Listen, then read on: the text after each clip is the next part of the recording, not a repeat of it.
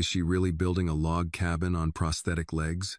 Jonathan Hale lowered the binoculars from his eyes, but his gaze remained fixed on the hillside below. He handed them to Miguel Alvarez, the survey assistant who had worked beside him for nearly 10 years.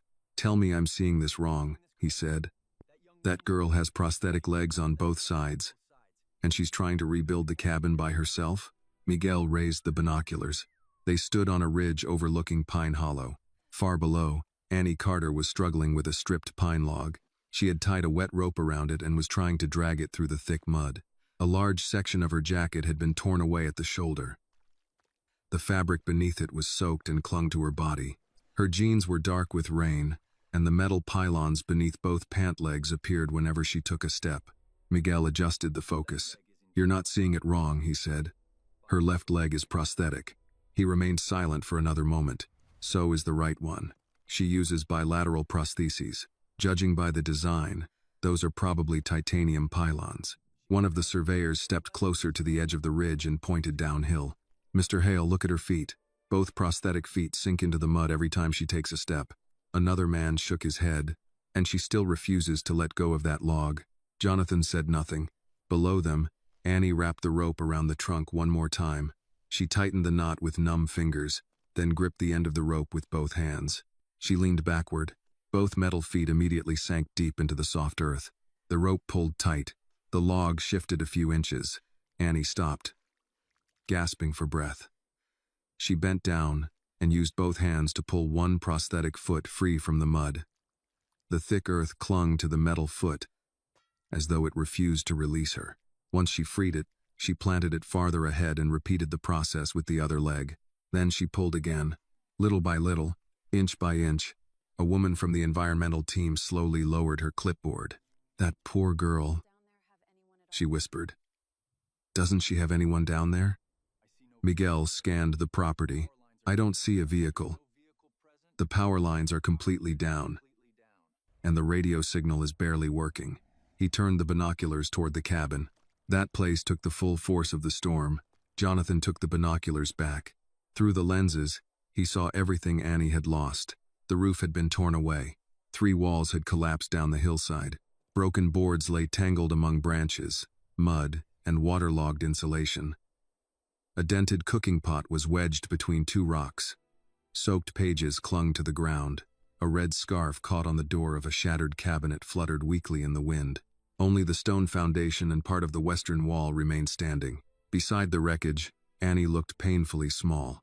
A young woman with 2 prosthetic legs, a torn jacket, and scraped hands was trying to move logs many times heavier than her own body. Annie's arms trembled as she pulled again.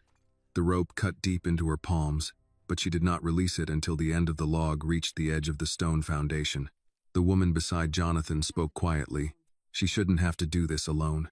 Jonathan continued looking down at her. This time, he could not disagree. Annie loosened the rope and lowered herself onto a flat rock. Only then, when she was no longer fighting the weight of the log, did the full extent of her exhaustion become visible. Her shoulders sagged. Her hands hung loosely between her knees. Her breath left her in thin white clouds against the cold air. Annie pulled up her left pant leg, revealing the prosthetic socket. The skin where her residual limb pressed against the liner was swollen and red. A thin streak of blood had soaked through the old cloth wrapped around it. She stared at the injury for several seconds. She did not cry. She did not complain. She simply took a folded piece of cloth from her pocket, pressed it against the raw skin, and tightened the strap again. Her hand trembled as she fastened the lock. Then Annie pushed herself upright. Jonathan's expression changed. "She's injured." "She knows," Miguel replied. Jonathan turned toward him. "And she's still going?" Miguel lowered the binoculars. "Knowing how to endure pain doesn't mean she doesn't feel it." The words made Jonathan look back down into the valley. Before he could respond, 2 men appeared on the lower trail. Both carried tool bags and rolled sleeping pads, probably on their way to a ranch across the creek. They slowed when they saw Annie. One of them laughed. "You really planning to build a house out here?" Annie did not turn around immediately.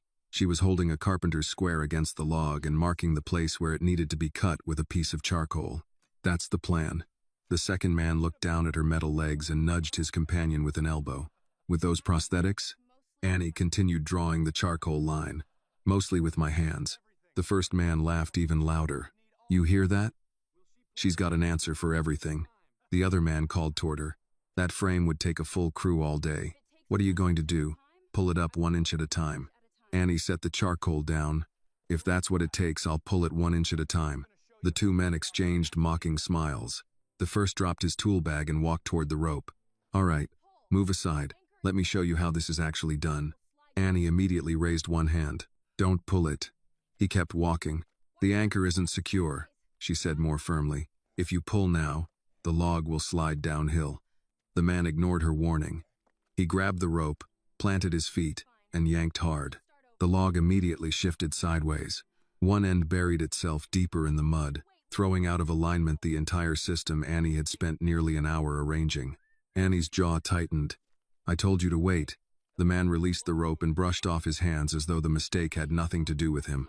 At least I got it moving. You moved it in the wrong direction. His companion laughed from the trail. Come on, Earl. She doesn't need help. She already knows everything. Earl picked up his tool bag. Suit yourself. He glanced down at Annie's prosthetic legs.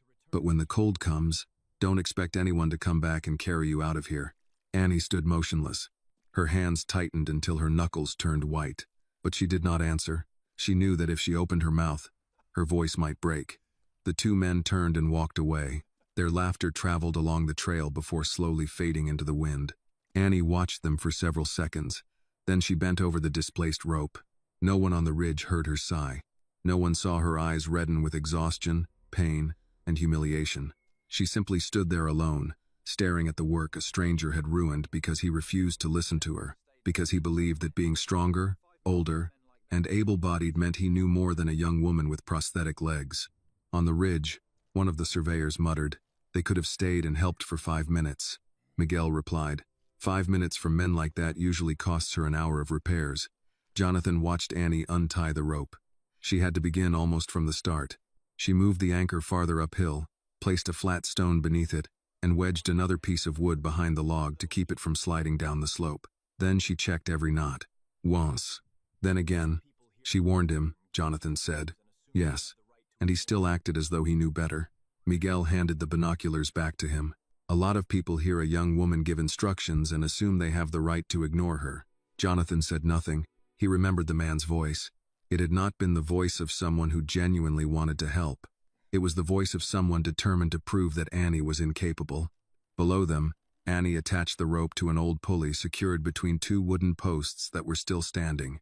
The system looked crude, assembled from whatever she had recovered after the storm: wet rope, stones used as counterweights, broken sections of beams, and a fallen pine serving as a support. But every part had a purpose.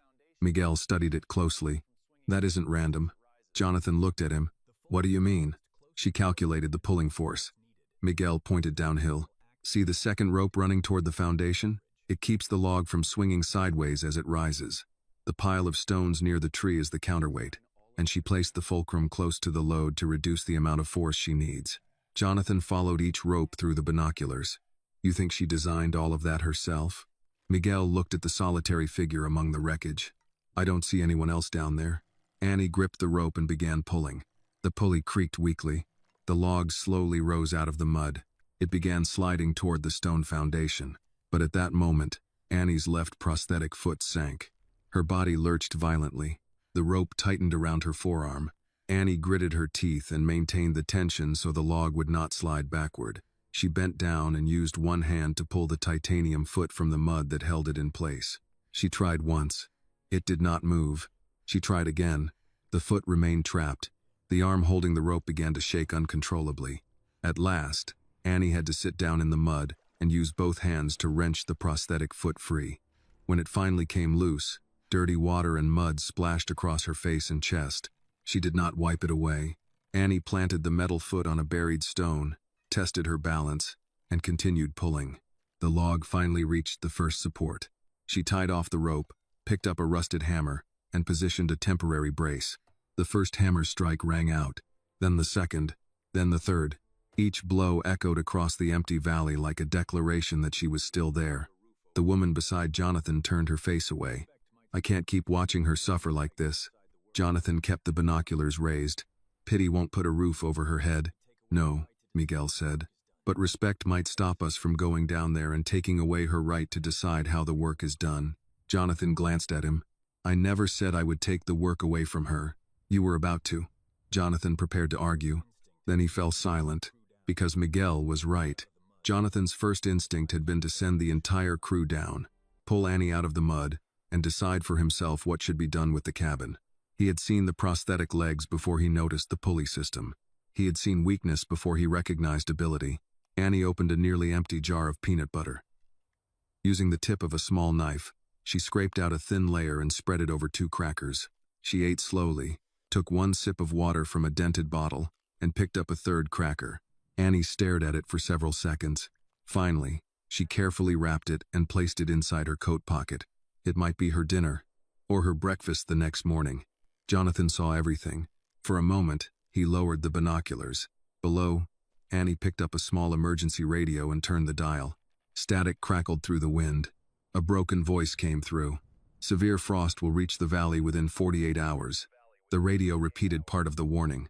Then it released 1 dry burst of static and went dead. Annie pressed the button. Nothing happened.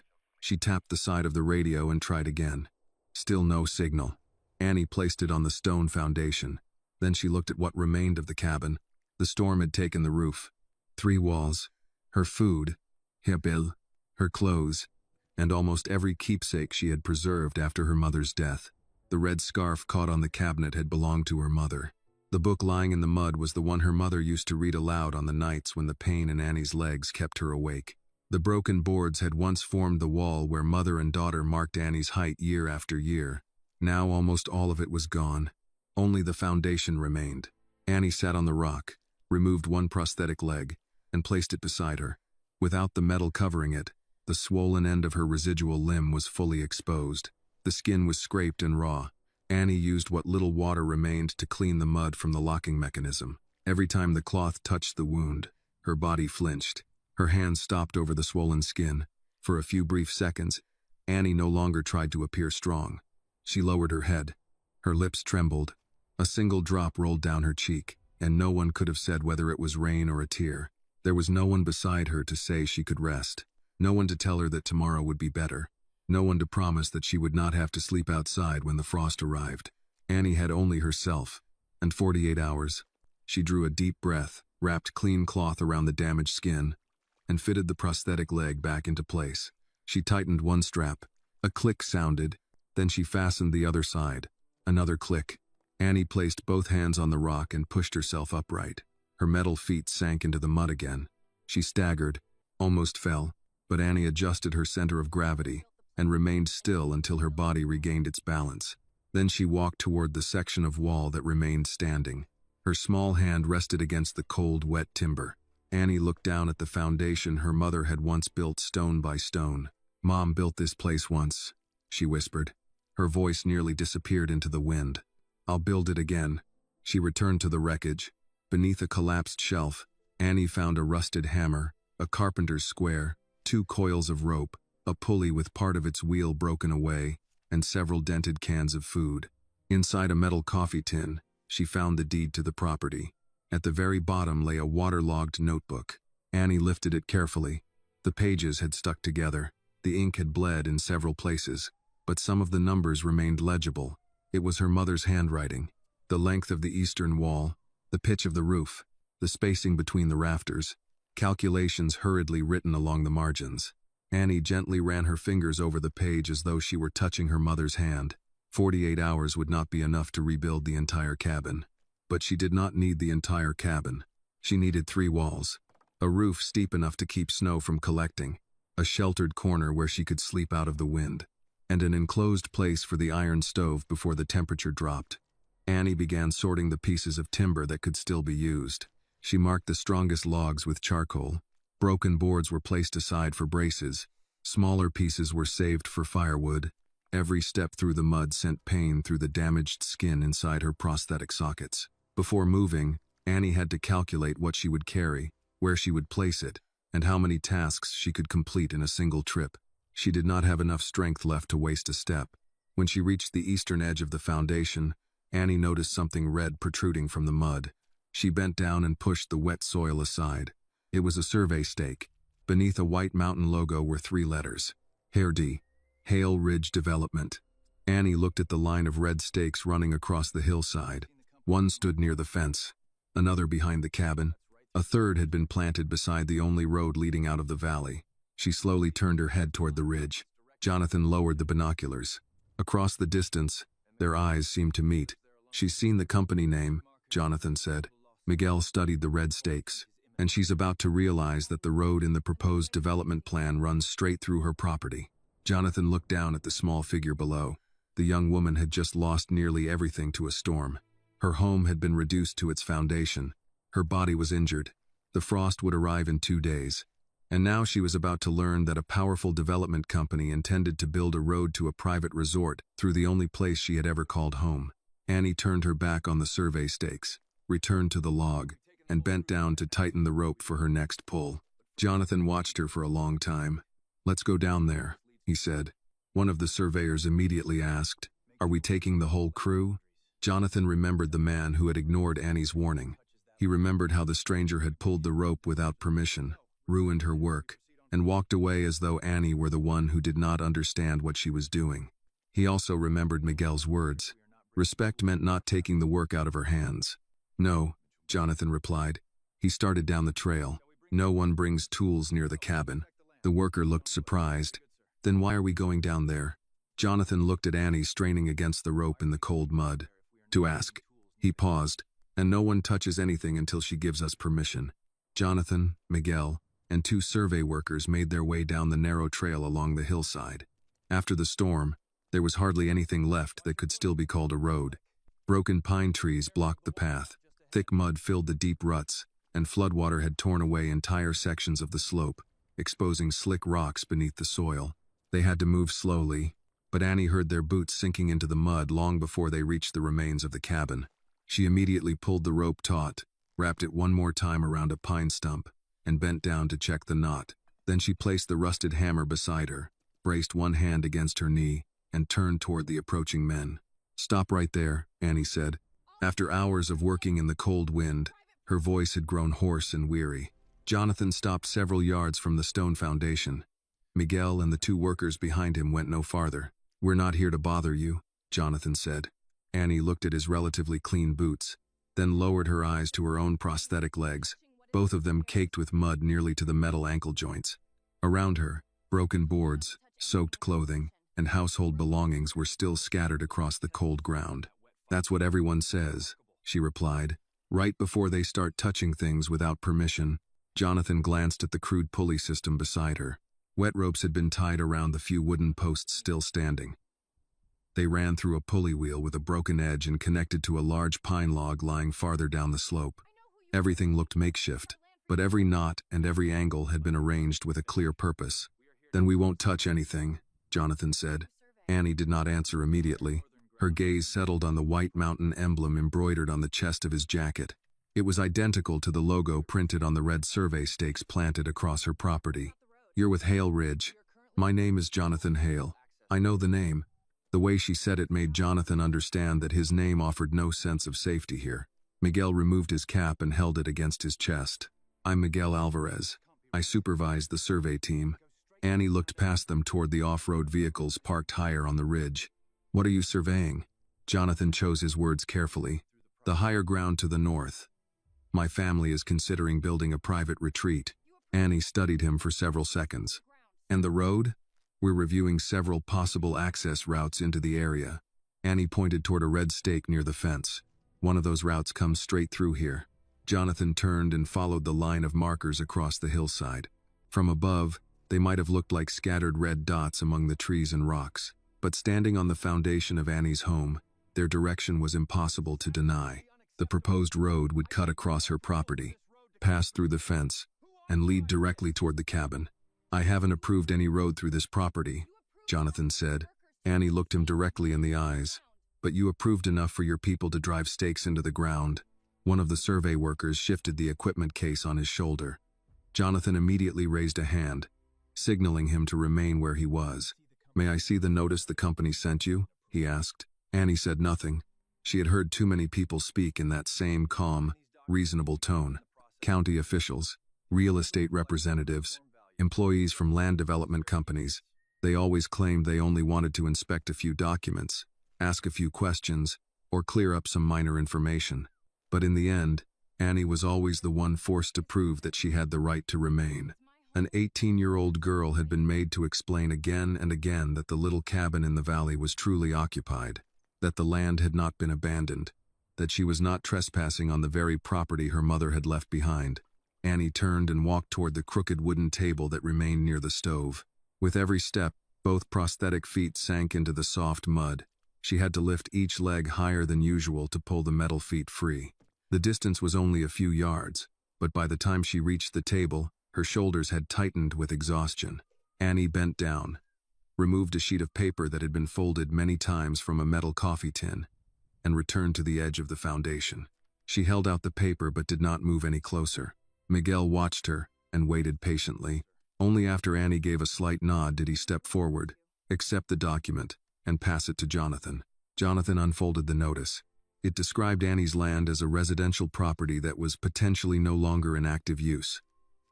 Below that were paragraphs concerning an access route study, a property assessment, and possible relocation assistance. Annie Carter's name appeared near the bottom of the page. It was printed so small that it was nearly swallowed by the dense legal language surrounding it. Jonathan read the notice once, then he read it again. You cannot describe a home where someone is living as a property that is no longer in use. Annie folded her arms across her chest. But your people did. Do you have the deed to the property? Annie's expression immediately hardened. Are you asking whether I have the right to stand on the foundation of my own home? No. Jonathan answered immediately, holding her gaze. I'm asking because the information in this notice may have been falsified or incorrectly recorded. Annie studied him for a long moment. Perhaps she was trying to decide whether he genuinely wanted to understand what had happened or whether he was simply searching for another reason to challenge her ownership. At last, Annie returned to the coffee tin. She removed a bundle of documents carefully sealed inside a clear plastic bag. Of everything the storm had left behind, those papers were what she had protected most carefully. Jonathan removed his hat before accepting them. The deed clearly identified Annie Carter as the legal owner of the 8-acre property in Pine Hollow. There was no dispute, no co-owner, no reason whatsoever for the property to have been classified as abandoned. Jonathan immediately handed the documents back. This land is legally registered in your name. I know. The anger had disappeared from Annie's voice. Only exhaustion remained. It sounded as though she had been forced to say those words to far too many people, and every time she said them, she was once again required to prove that what her mother had left her truly belonged to her. Jonathan looked down at the notice in his hand. What I mean is that my company should have known too. Annie placed the documents back inside the metal tin and closed the lid tightly. Your company knew enough to measure every inch of it. Jonathan had no answer. Miguel turned his attention to the lifting system. He did not step onto the foundation or bend down to touch any of the ropes. Miss Carter, he said, your system is very well designed, but the upper anchor point has shifted. Annie looked toward it. It held the last beam. It did. But the next log is longer and heavier. The ground around that stone softened during the storm. If you pull again, the anchor could slip. Annie walked to the rock. She pressed her left prosthetic foot beside it to test the ground. The soil immediately gave way slightly beneath her. She looked at Miguel. Where would you place the anchor? Miguel pointed toward the northern corner of the foundation. There may be a larger foundation stone beneath that soil. If we expose it, you could run a second rope through the pulley and secure it to the stone. Would that change the pulling angle? Possibly. I won't know for certain until I see the size and position of the stone. Annie bent down and picked up a shovel with part of its handle broken away. She had barely pushed it into the wet soil when Jonathan stepped forward. Let me do that. Annie stopped immediately. You can ask first. Jonathan froze. That one sentence was enough to make him realize that he had just repeated the very behavior she had been guarding against. He had decided to help before asking whether she wanted his help. Jonathan stepped back half a pace. May I help you uncover the anchor point? Annie looked at his still clean gloves, then at the cold mud surrounding the foundation. There's a narrow shovel beside the stove. She pointed toward the section of wall that remained standing. Don't move the boards next to it. I arranged them in order. Jonathan nodded. Only after she gave him permission did he step onto the foundation. He found the shovel and began digging. The wet soil was heavier than he had expected. Mud clung to the blade after every scoop. Within minutes, His clean gloves were completely covered with dirt. Jonathan did not ask why Annie had arranged the lumber that way. He did not move anything without permission, and he did not give a single order. Miguel remained outside Annie's work area. He spoke only when she asked about the rope angle or pulley height. After several minutes, Jonathan uncovered a broad foundation stone buried beneath the soil the storm had washed down the hill. Annie slowly lowered herself beside it. The movement was difficult. She had to brace one hand against the stone to maintain her balance while the other rested on her knee. Even that simple motion made her breathing heavier. But Annie did not allow herself to rest for long. She tapped the edges of the stone with the handle of her hammer, then tried to move it. "This will hold." Miguel nodded. "It should support the next log." Jonathan looked down the slope. Dozens of logs were still scattered through the mud. Some had been carried far from the foundation by the floodwater. Only a handful of boards remained intact enough to be reused. "How much are you hoping to finish before the frost arrives?" he asked. Annie began threading the rope around the stone. "Enough to keep the wind from blowing directly into where I sleep." Jonathan looked at the place where the roof had once been. "You have less than 2 days. I heard the forecast. We have emergency tents, heaters, and dry food farther up the ridge. You could stay there until the road is cleared." Annie kept her head lowered as she worked. "I'm staying here. You could come back afterward." Her hands stopped. Annie looked at the red stakes surrounding her property. "And when I return, will I find another notice saying no one lives here?" Jonathan could not answer. Annie lowered her head and continued threading the rope. She understood that if she left, there might be no one standing there to prevent the red stakes from advancing farther across her land. Miguel knelt near the pulley but kept both hands away from it. "The wheel is cracked," he said. "It may survive a few more lifts, but the broken edge will wear through the rope quickly." "We have a spare pulley in the vehicle," one of the survey workers said. Annie turned toward him. "How far away?" "About a mile uphill." "Bring it down," Jonathan said. The worker had just started to turn when Annie stopped him. "I haven't agreed to let the entire crew become involved." The man stopped. Jonathan looked at her. "It would only be one pulley. Then it will be rope." Annie braced both hands against her knee and slowly pushed herself upright. She brushed mud from her pants, even though she knew it would cover them again within minutes. "After that, it will be lumber, machinery, and 10 more people coming down the hill." She looked directly at Jonathan. "Eventually, they'll decide where my door should go, how high my walls should be, and which of my belongings should be thrown away." Jonathan lowered his voice. "Then tell me what you need." Annie looked around at the wreckage. "A dry pulley," she said. 2 stronger ropes, waterproof roofing membrane, nails, brackets, and fasteners that haven't been soaked. She held Jonathan's gaze. "Nothing gets placed here unless I approve it." Jonathan nodded. "Agreed." "No photographs." "Agreed." "No company signs." "Fine." "And no one calls this a Hale Ridge project." Jonathan looked toward the line of red stakes before answering. "This is not a Hale Ridge project." Annie bent down and tightened the new rope around the foundation stone. "Then make sure your people understand that." Jonathan turned toward the 2 survey workers. "You heard her. Bring down only what Miss Carter asked for. Before you place or unload anything, ask for her permission." One of the men looked at Annie. "Would you like us to bring some food too?" Annie fell silent. Her eyes moved unconsciously toward the nearly empty jar of peanut butter resting on a stone. Beside it were only a few crackers softened by the damp air. "Something sealed," she said quietly. "Nothing that needs refrigeration. We have turkey sandwiches, canned soup, crackers, and bottled water." Annie thought for a long moment, as though accepting even a single meal from someone else was an enormous decision. "Bring water and 1 sandwich." The worker hesitated. "Only 1? 1 is enough." Jonathan watched her. He realized that Annie was always trying to make her needs smaller. 1 bottle of water, 1 sandwich, 1 coil of rope, 1 pulley, as though every item she accepted became a debt she would be required to remember. The worker started back up the hillside. Meanwhile, Miguel studied the damp notebook pages Annie had spread across the stone foundation. She had placed small rocks on each corner to prevent the wind from carrying them away. The pages contained drawings of the cabin. They were not as neat as professional blueprints. Some of the ink had run in the rain, and several measurements had been rewritten along the margins. But every dimension, beam, position, and roof angle had been carefully marked. Miguel pointed toward the main entrance. "You widened the doorway. It needs to be wider, to make it easier to move through while wearing the prosthetics." Annie was silent for a moment. "For the days when I can't wear them." Miguel looked at her, then back at the drawings, at the lowered counters, the handrails along the walls, and the carefully reinforced corners. You designed all of this yourself? Yes. Jonathan stepped closer but stopped at the invisible boundary Annie had established around her work area. Have you studied technical drafting?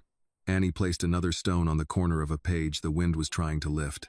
Enough to know when someone has drawn a road straight through my kitchen. Jonathan did not try to defend himself. A sudden burst of static came from the satellite communication unit attached to Miguel's belt. Richard Voss's voice came through, broken but still clear enough to understand. Jonathan, have you reached the Carter property?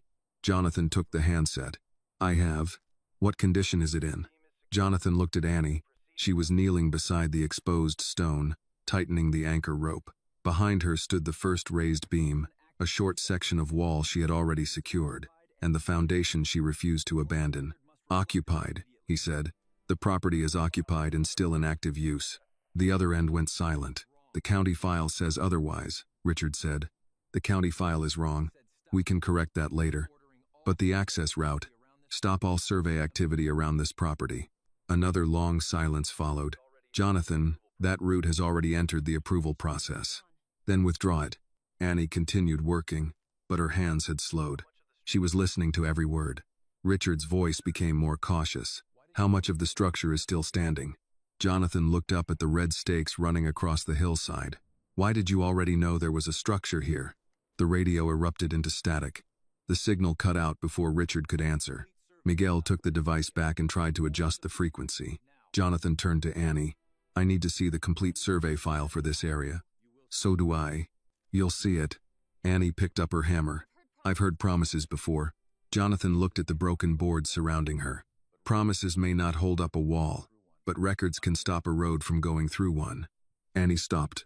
For the first time since the men had arrived, some of the suspicion in her eyes softened, not because she trusted Jonathan, but because he had finally spoken about something specific that could be done instead of offering another beautiful but empty reassurance. Annie checked the brace, tested the rope, and looked toward him. Hold the loose end of that line. Jonathan immediately moved into the position she indicated. Don't pull until I tell you. I won't. Annie adjusted the pulley, checked the anchor one more time, and wrapped both hands around the main rope. Her prosthetic feet had already sunk deep into the mud. She had to shift each one onto a small rock to create a stable base. Her shoulders trembled from cold and exhaustion, but her eyes remained fixed on the beam. Only pull when I count to 3, she said. Jonathan nodded. 1. Annie tightened her grip. 2. Miguel watched the anchor carefully. 3. Annie drew a deep breath. Now. Jonathan pulled in exactly the direction she had instructed. He did not use all his strength. He did not try to move faster. And he did not change the angle of the rope without permission. The beam slowly lifted from the ground. It moved inch by inch toward the foundation without swinging sideways or sliding down the slope. Stop, Annie said. Jonathan stopped immediately. She adjusted the secondary line. A little more. He pulled more gently. The beam slowly settled into the correct position. Annie bent down, secured the rope, and placed the carpenter's square against the corner joint. When she saw that everything aligned properly, the tension in her shoulders finally began to ease. Jonathan looked at Annie standing in the middle of what remained of her home, a young woman with 2 prosthetic legs covered in mud. A cold, wet jacket wrapped around her small body. Her only real meal was being carried down from the ridge, 1 sandwich and a few bottles of water. But Annie had not asked him to rescue her. She had not asked for money. She had not asked him to make decisions on her behalf. The only thing she demanded was to be heard inside her own home. If Annie's courage touched your heart, please like this video, comment where you are watching from, and subscribe to the channel for more powerful stories of courage, dignity, and hope. Jonathan simply stood where Annie had told him to stand. He held the rope she had placed in his hands, and he followed her plan. At last, he understood that this might be the kind of help Annie needed most. Not someone who arrived and took the work out of her hands, but someone patient enough to remain beside her, listen, and ask, Annie, what do you want me to do? The beam settled onto the foundation, and Annie kept both hands on the working line until Miguel secured the brace. Hold it there, she said. Jonathan maintained the tension. Miguel drove 2 fasteners into the temporary support, tested the joint, then stepped away. It seated. Only then did Annie loosen the rope. Jonathan lowered his hands and examined the red marks left across his gloves. That was heavier than it looked, he said. It looked heavy, Annie replied. Miguel hid a brief smile and inspected the pulley. The wheel held, but I wouldn't use it for another full lift. Annie nodded toward the ridge. Your replacement should be here soon. The survey worker returned 20 minutes later with another man. They carried 2 coils of dry rope, a steel pulley, roofing membrane, a box of structural screws, bottled water, and a paper bag containing food. They stopped near the edge of the foundation. Where do you want these? The first man asked.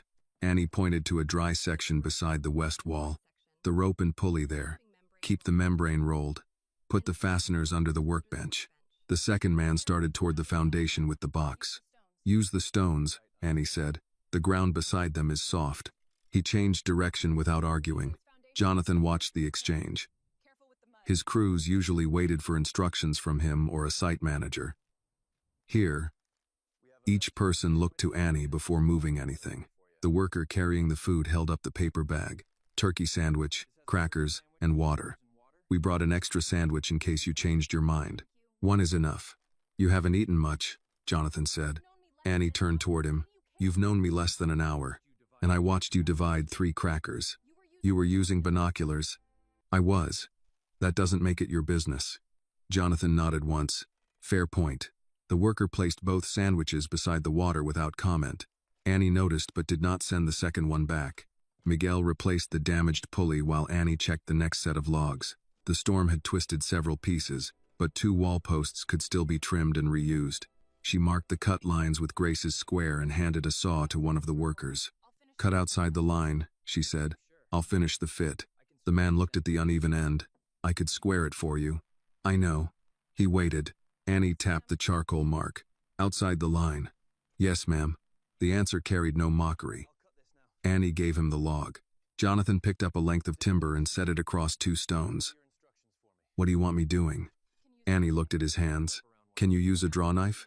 I grew up around one. That wasn't my question. Yes. She gave him the tool.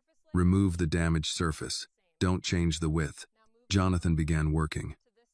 His first pass was controlled, though slower than Annie expected. He checked the grain before each stroke and stopped when the wood became clean. You have used one, she said. My father built cabinets. Did you? Before I started hiring people who were better at it. Annie inspected the timber. You stopped too early. Jonathan looked at the edge. There's still a raised section near your left hand, she said. He ran his thumb across it, found the ridge, and returned to work. My employees usually tell me something is finished before I ask. Then you pay them too much. One of the survey workers laughed. Jonathan looked toward him, and the man immediately focused on the rope in his hands. No, Jonathan said. She may be right. The group worked through the afternoon. Annie measured each joint and decided which damaged pieces could be saved.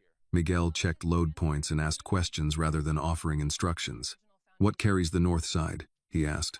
The old foundation stones and 2 replacement posts. Why not reuse the original posts? The lower ends stayed wet overnight. They'll weaken. What roof pitch are you planning? Steeper than before. Snow won't sit as long. Miguel nodded. That will also reduce the width of the upper storage area. I don't need upper storage. Jonathan glanced toward the surviving west wall. You're changing more than the roof. I'm correcting things that never worked. Annie showed them where the new door would go. It was wider than the original opening and closer to the graded path. This lets me get inside without turning sideways, she said. The counter will be lower. Storage stays near the floor. The sleeping platform will have open space beside it. For a wheelchair? Miguel asked. For days when the prosthetics aren't practical. Jonathan looked at the unfinished frame. You designed the whole cabin around how you actually live. That's what houses are supposed to do. The words stayed with him. Near sunset, the temperature dropped enough for their breath to become visible. One worker heated tomato soup on a camp stove. Another passed around turkey sandwiches and paper cups. Annie sat on a timber near the foundation and ate half of her sandwich. Miguel offered her coffee from a steel thermos. No, thank you. Water is fine. Jonathan poured coffee for himself and sat on an overturned bucket. No one brought him a chair. He did not ask for one. The group spoke less while eating. The steady work had replaced the awkwardness of their arrival. Annie listened to the workers discuss blocked roads, damaged fences, and power crews moving north from Hamilton. No one asked why she lived alone. No one asked whether her legs hurt. That restraint mattered more than Annie expected. Jonathan finished his coffee and nodded toward the structure. What has to be done before dark? Raise the second wall. Brace it. Cover the supplies. Then everyone leaves the foundation. You're planning to stay under the tarp again? Yes. We have heated tents uphill. I know. The temperature is falling. The cabin site needs someone here. Jonathan started to respond, then stopped himself. Would you accept one of the smaller tents down here? Annie considered it. No company markings. We can turn the marked side toward the trees. That still leaves markings. Miguel said, there's an unmarked equipment tent in the second truck. Annie looked at him. Small enough to place inside the foundation? Yes. Then bring that one. Jonathan did not smile, but Annie saw the relief in his face. He was learning that agreement came more easily when the offer matched the need. They raised the second wall before the last daylight left the valley. Annie controlled the rope. Jonathan and two workers handled the support lines. Miguel guided the base into position. When the frame stood upright, Annie secured the first brace herself. Jonathan handed her a structural screw. She took it and pointed to the loose rope at his feet. Coil that, before someone steps on it. Yes, ma'am. This time the workers did laugh, and Jonathan joined them. After the supplies were covered, Miguel brought down the unmarked tent and placed it where Annie directed. The survey workers carried their tools uphill. Jonathan remained near the property line. I'll have the full survey file sent to Miguel's tablet tonight, he said. The full file? Every route, revision, approval, and property note. Annie wiped soil from Grace's square. I'll know if something is missing. I believe you. Jonathan followed the others up the slope. When the engine sounds faded, Annie carried the weather unit into the tent and opened the survey packet already stored on Miguel's field tablet. 5 numbered pages appeared in sequence. 1, 2, 3, 5, 6. Annie checked again. Page 4 was missing. She looked through the tent opening toward the red stakes crossing the hillside, then reached for the coffee tin containing her deed. Annie placed the deed beside Miguel's tablet and enlarged the map until the parcel lines filled the screen. Page 3 ended at the ridge. Page 5 began near the creek. Whatever appeared on page 4 covered the ground between them, including the cabin. She checked the file list, the download history, and the folder marked field revisions. Nothing. The wind pressed against the tent while the temperature continued to fall.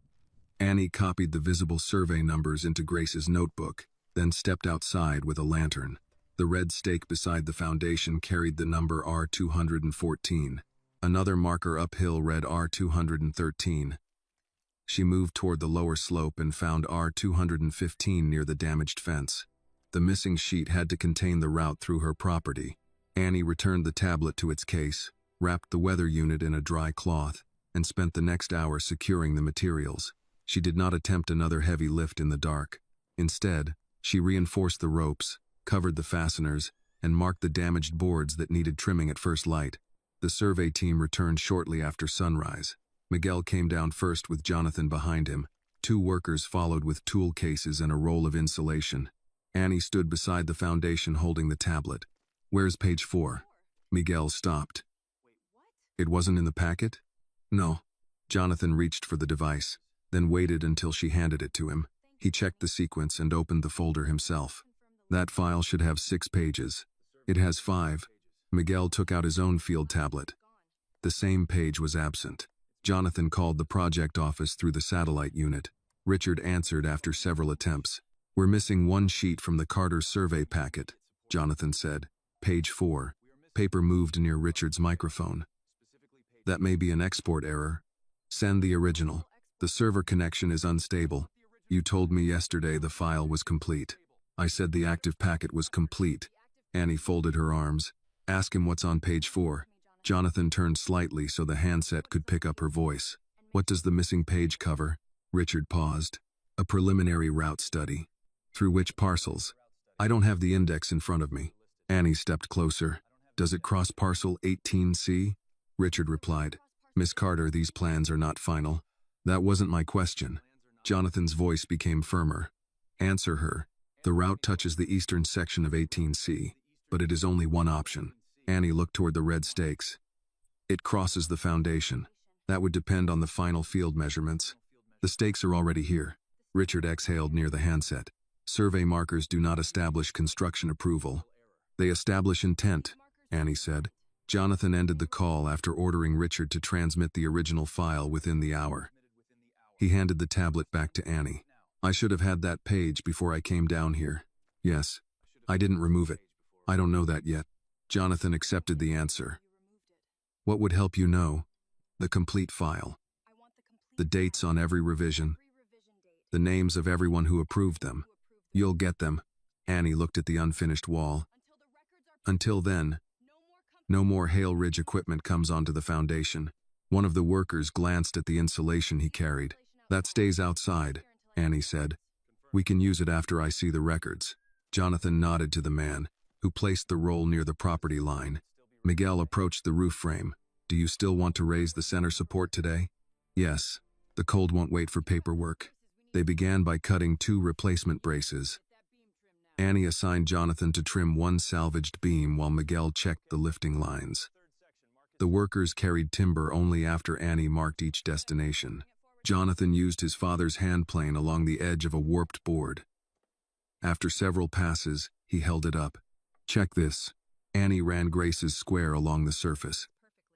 The center is right. The end is still high. Jonathan returned to the board without complaint. Miguel watched the western clouds. We have maybe 6 hours before the wind changes. That's enough for the center support and half the roof membrane, Annie said. If the frame stays aligned, it will. One worker named Curtis pointed toward the red markers. Those stakes were here before the storm? Some were, Annie said. The rain exposed the rest. I worked a road survey last year, he said. A line this close to a residence would usually be flagged for review. Would the owner be contacted? Should be. Jonathan looked at him.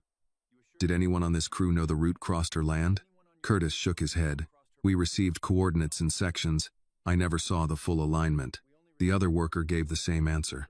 Annie listened without interrupting. The Division of Information explained how people could participate without understanding the whole plan. It did not excuse the plan. They positioned the center support near the lifting frame.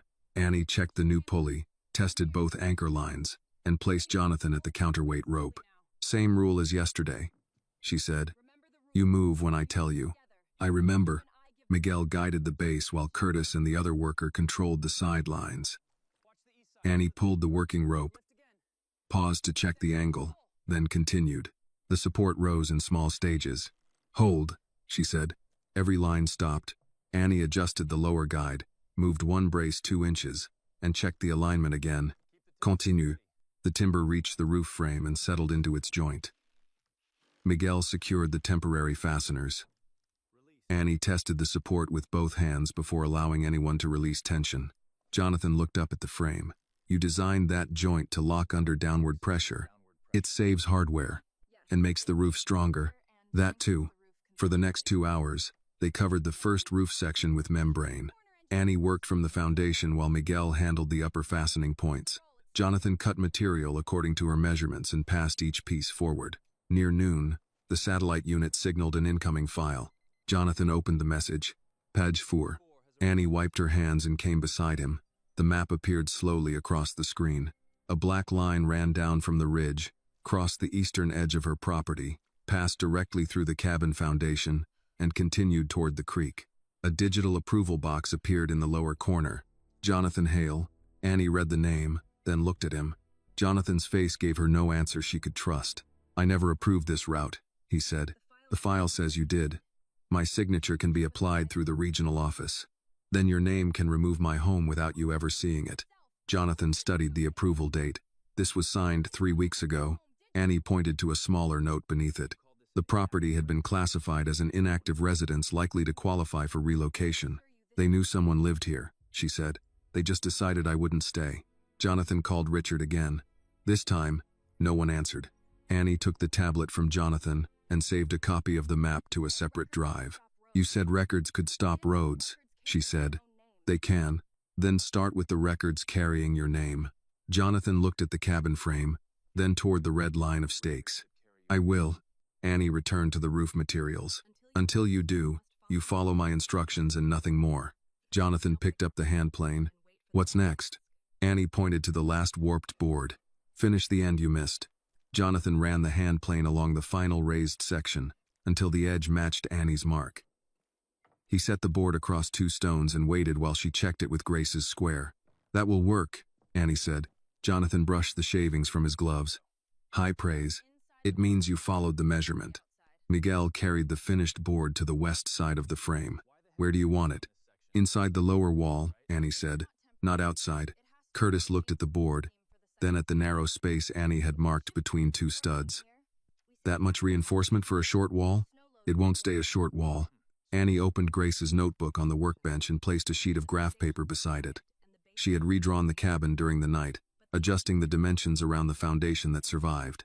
The basic shape remained familiar, but the interior no longer followed the old layout. The original kitchen counter was too high, she said.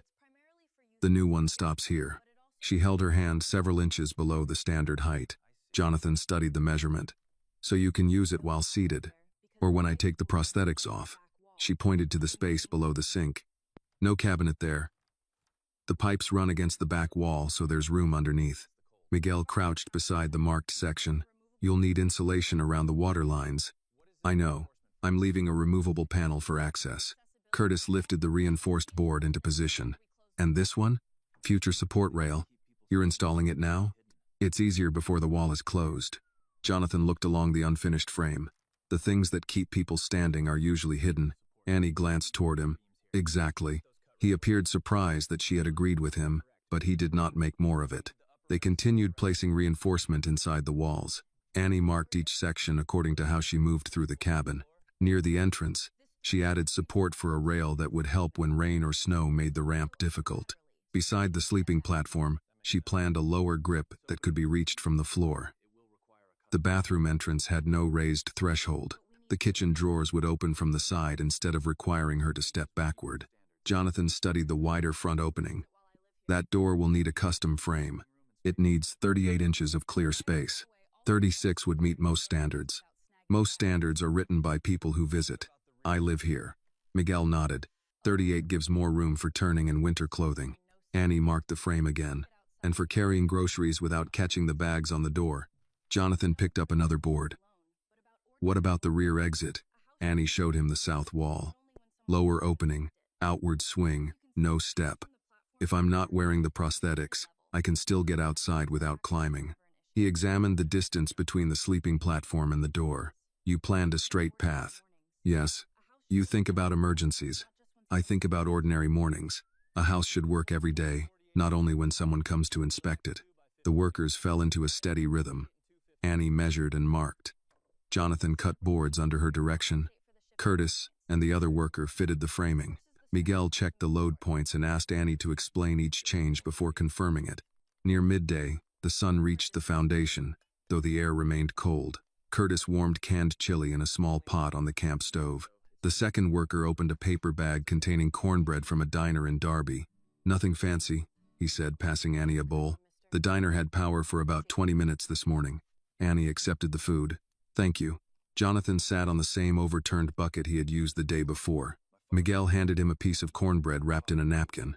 My father used to bring this to job sites, Jonathan said. Cornbread and black coffee. He said anything requiring a plate was too complicated for a workday. Did he build houses? Annie asked. Cabinets, stairs, doors, anything people touched every day. You said you worked with him. Until I decided business was a faster way to build. Annie dipped the cornbread into the chili. Faster isn't always better. No, Jonathan said. It usually means someone else has to notice what you missed. His eyes moved toward the survey map stored inside the tent. Annie noticed but kept eating. Miguel asked, have you applied to a technical program? I completed online drafting courses. That wasn't the question. Annie gave him a brief look. The nearest program is too expensive. Jonathan started to speak. She raised one finger. Don't.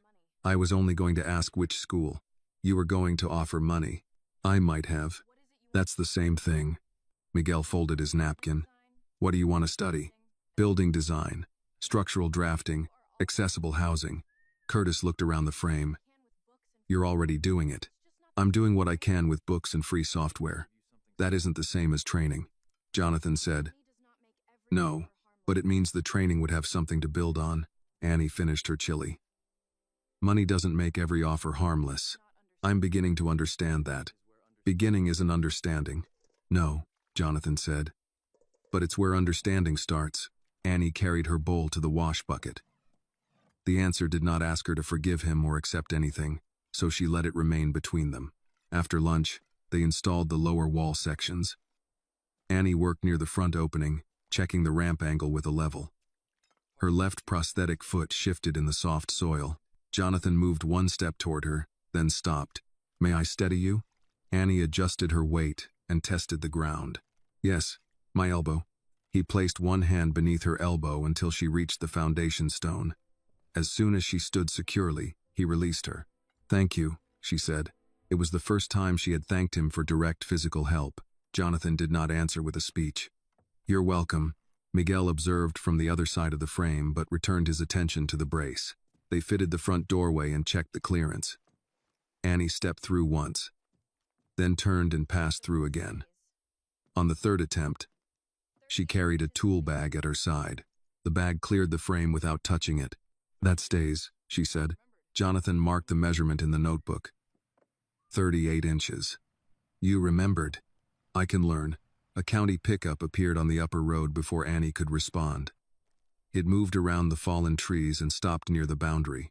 A man wearing a county jacket stepped out with a clipboard under one arm. He looked over the cabin, the Hale Ridge workers, and the equipment spread across the property. Then he turned toward Jonathan. Mr. Hale, he called, walking downhill.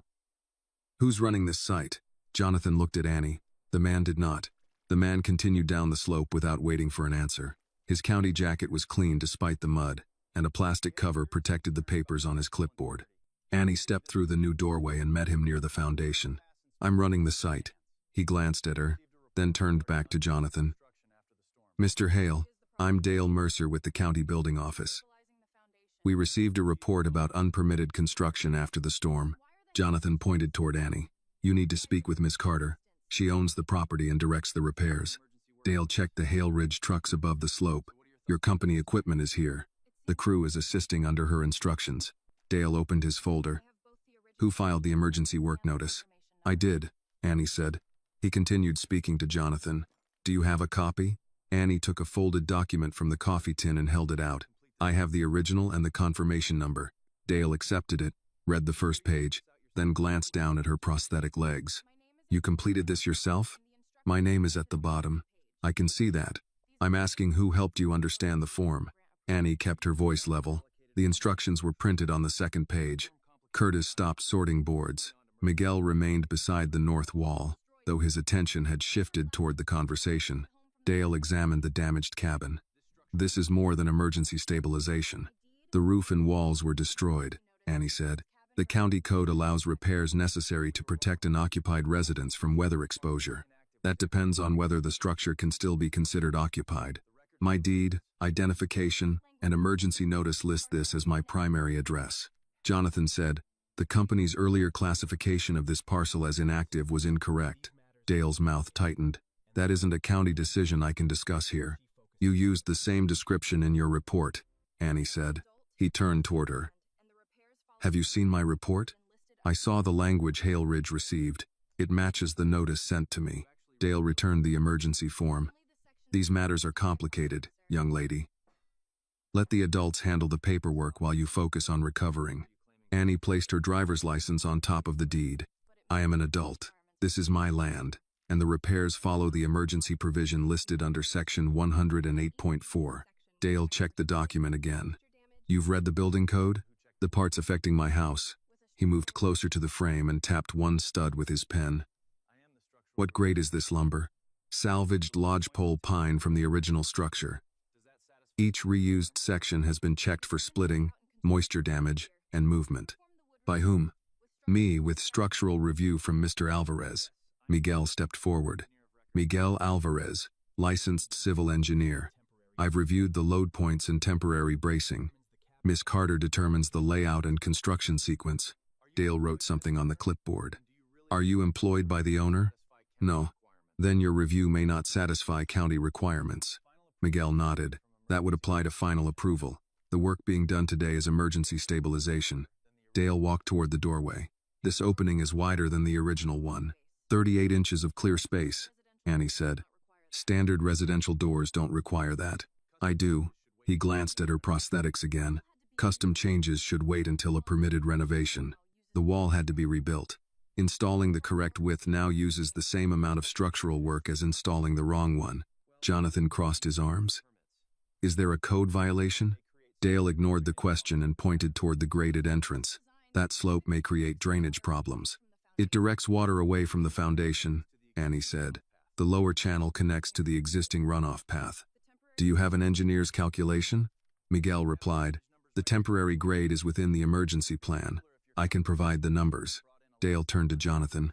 Mr. Hale, it would be simpler if your company assumed control and brought in a licensed contractor. Annie answered before Jonathan could. My house is not simpler when someone removes me from the decisions.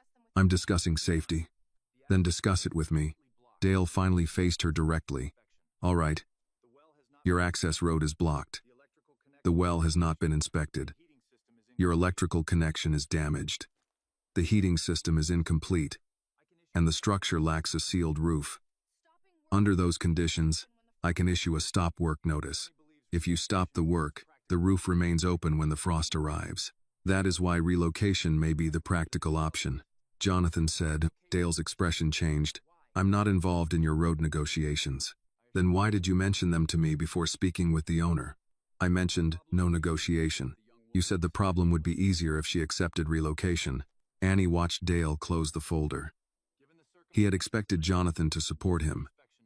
Instead, the conversation had moved somewhere he had not prepared to go. Dale checked his watch. I'm issuing a conditional inspection notice. The roof membrane must be secured. The north wall must have permanent bracing, and the temporary heater must meet clearance requirements by 9 tomorrow morning. Annie held out her hand. Put every condition in writing. He removed a form from the folder and began filling it out. Jonathan said, Can those requirements be completed safely within that period? Miguel answered, Yes, if the weather holds and the work continues. Dale tore off the yellow copy and gave it to Annie. I'll return at 9. If the site fails inspection, all construction stops until a full permit review. Annie read each line before folding the paper. You left out the fire access concern. That remains under review. Write that down too. Dale pressed his lips together, added the note, and initialed it. As he started uphill, Jonathan followed him several steps. Who told your office this property was inactive? Dale kept walking. Check with your regional project director. Did Richard Voss contact you? Dale stopped but did not turn. You should speak with your own people. Did he contact you? I have other storm sites to inspect. He continued toward the truck. Annie waited until the engine faded beyond the ridge, then unfolded the notice again. He gave us the same deadline as the frost. Miguel examined the north wall. The bracing can be completed. The roof membrane will take the rest of the day. Jonathan looked toward the missing survey page on the tablet. Richard knew Dale was coming. Annie placed the notice beneath a stone. Knowing isn't enough. We need proof. Jonathan took out the satellite handset. I'll request every message between the county and Hale Ridge. No private summary, Annie said. I want copies. You'll get copies. She handed Curtis a board and pointed toward the north wall. Set this beside the third stud. Don't fasten it yet. Then she turned to Jonathan. You're on roof material. He glanced upward. Giving orders immediately after a county inspection? The weather didn't attend the inspection. Jonathan picked up the membrane roll. Miguel moved beside Annie as she checked the brace marks. Your left step is shorter than it was this morning. I know. Do you need to sit? Not yet. He did not argue. Tell me before not yet becomes too late. Annie nodded and marked the first fastening point. Above them, Jonathan unrolled the roofing membrane exactly where she had instructed. No one mentioned Dale's comments again, but the effect remained in every measured board and every recorded photograph of the work. By mid-afternoon, the north wall had 2 permanent braces. The first roof section was sealed. Annie reviewed the inspection notice once more and noticed a reference number written near the bottom. It matched the prefix on the missing survey sheet. She carried the paper to Jonathan. This inspection wasn't opened because of the storm, she said. He compared the numbers and understood. The file existed before last night. Annie folded the notice and placed it with her deed. Then someone was preparing to remove this house before the wind ever reached the valley. Jonathan photographed the reference number on Dale's notice and sent it to Hale Ridge's compliance office through the satellite unit. The message took several attempts to leave the valley. Annie returned to the north wall. How long before they answer? If they answer honestly, not long. That wasn't what I asked. Jonathan put the handset away. I don't know.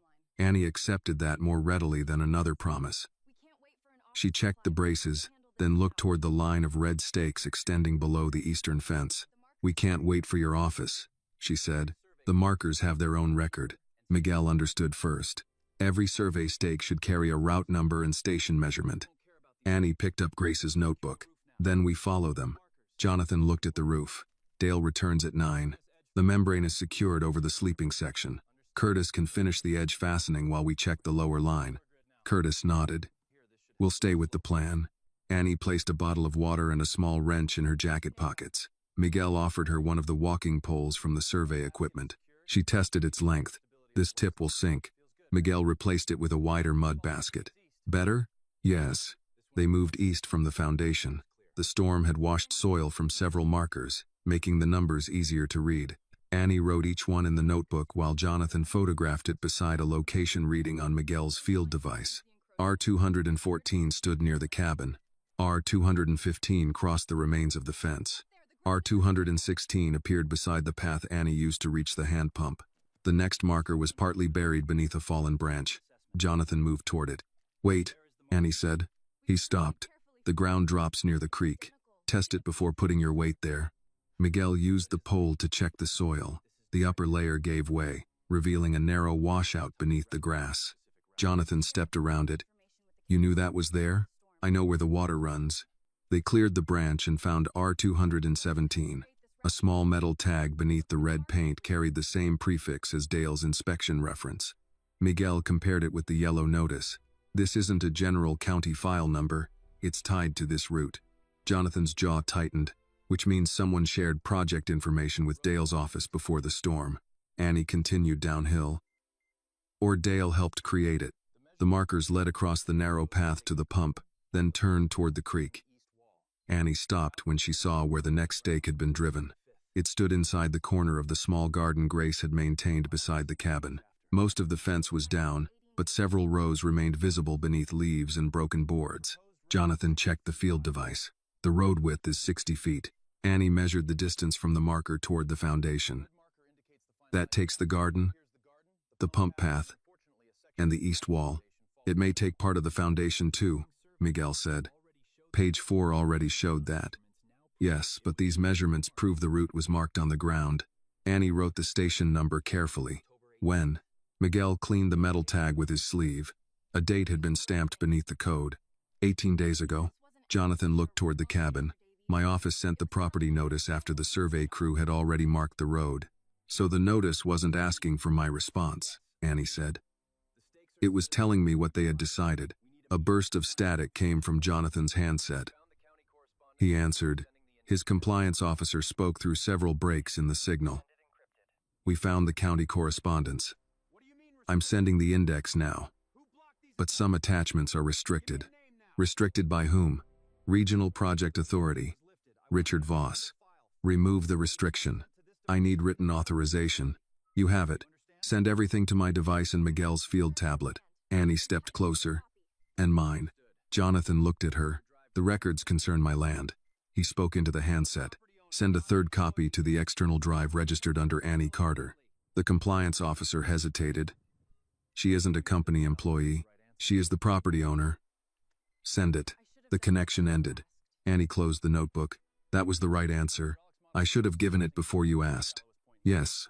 They followed the final markers to the creek. The proposed route crossed the shallow water at the narrowest point, then climbed toward the ridge where Jonathan planned the family retreat. Miguel studied the slope. The original route required a bridge farther north. This alignment avoids most of the rock work. How much cheaper? Annie asked. Several million, depending on the bridge design. Jonathan looked across the creek. Richard changed the route to reduce cost, and decided my house was cheaper than the bridge, Annie said. A voice came from behind them. That isn't a fair description. Richard Voss stood on the upper path with Dale Mercer several steps behind him. Richard wore a dark raincoat and carried a leather document case. He had reached the area using a utility vehicle parked beyond the damaged road. Jonathan faced him. "You were instructed to freeze activity near this property." "I did. No construction has begun. You marked a road through an occupied residence." Richard glanced at Annie. The residence was classified as unstable before the storm. "By whom?" she asked. Richard gave Jonathan a measured look before answering her. "A regional assessment team. Names. I don't have the personnel list with me. You brought a document case to my land, but not the names of the people who assessed it." Richard's expression remained controlled. "Miss Carter, this route is preliminary. Hale Ridge can offer relocation assistance well above the assessed value. I'm not relocating. You may feel differently after the county completes its safety review." Dale shifted near the path. Jonathan looked from Richard to the inspector. "You arrived together. Our vehicles met at the road closure," Dale said. Richard opened the document case. "There is no conspiracy here. A major project requires practical decisions. The storm has made this site less viable, not more." Annie's hand tightened around the notebook. "Less viable for whom?" "For long-term independent occupancy. You have never been inside my house. There is barely a house left to enter." Miguel moved closer to Annie but did not speak for her. Richard continued. "No one is questioning your determination. What you're attempting is admirable. But determination cannot replace infrastructure, medical access, or professional construction." Annie looked at the red markers crossing the garden. "And concern does not give you permission to plan a road through my bed." Richard turned to Jonathan. "We should discuss this privately." "No," Jonathan said. "You can explain the route here." Richard lowered his voice. "This alignment saves the company at least $6 million. The alternative delays the project another year." Jonathan held out his hand. "Give me the full assessment." Richard did not move. Jonathan repeated, "The file." Before Richard could answer, Miguel's tablet signaled a completed download. Annie opened the first document. Her address appeared above a paragraph describing her as medically vulnerable, financially limited, and unlikely to maintain the property through winter. Below it was a recommendation for accelerated acquisition. Annie read the approval line. "Richard Foss." She turned the screen toward him. "You didn't think I would last long enough to read this."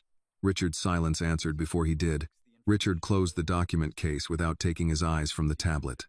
"That assessment reflects the information available at the time." Annie kept the screen turned toward him. "The information says I'm medically vulnerable, financially limited, and unlikely to remain here through winter. Who gave you permission to use my health in a land report? No private medical records were used. Then how did you decide what my body could manage?" Richard shifted his attention to Jonathan. "This conversation is becoming unproductive." Jonathan held out his hand. "Give me the case." Richard did not move. "The case, Richard. You should review these documents with counsel before making decisions in front of people who don't understand the larger project." Annie lowered the tablet. "You mean the people whose homes are in the way?" "I mean people unfamiliar with development law. I understand a line drawn through my foundation."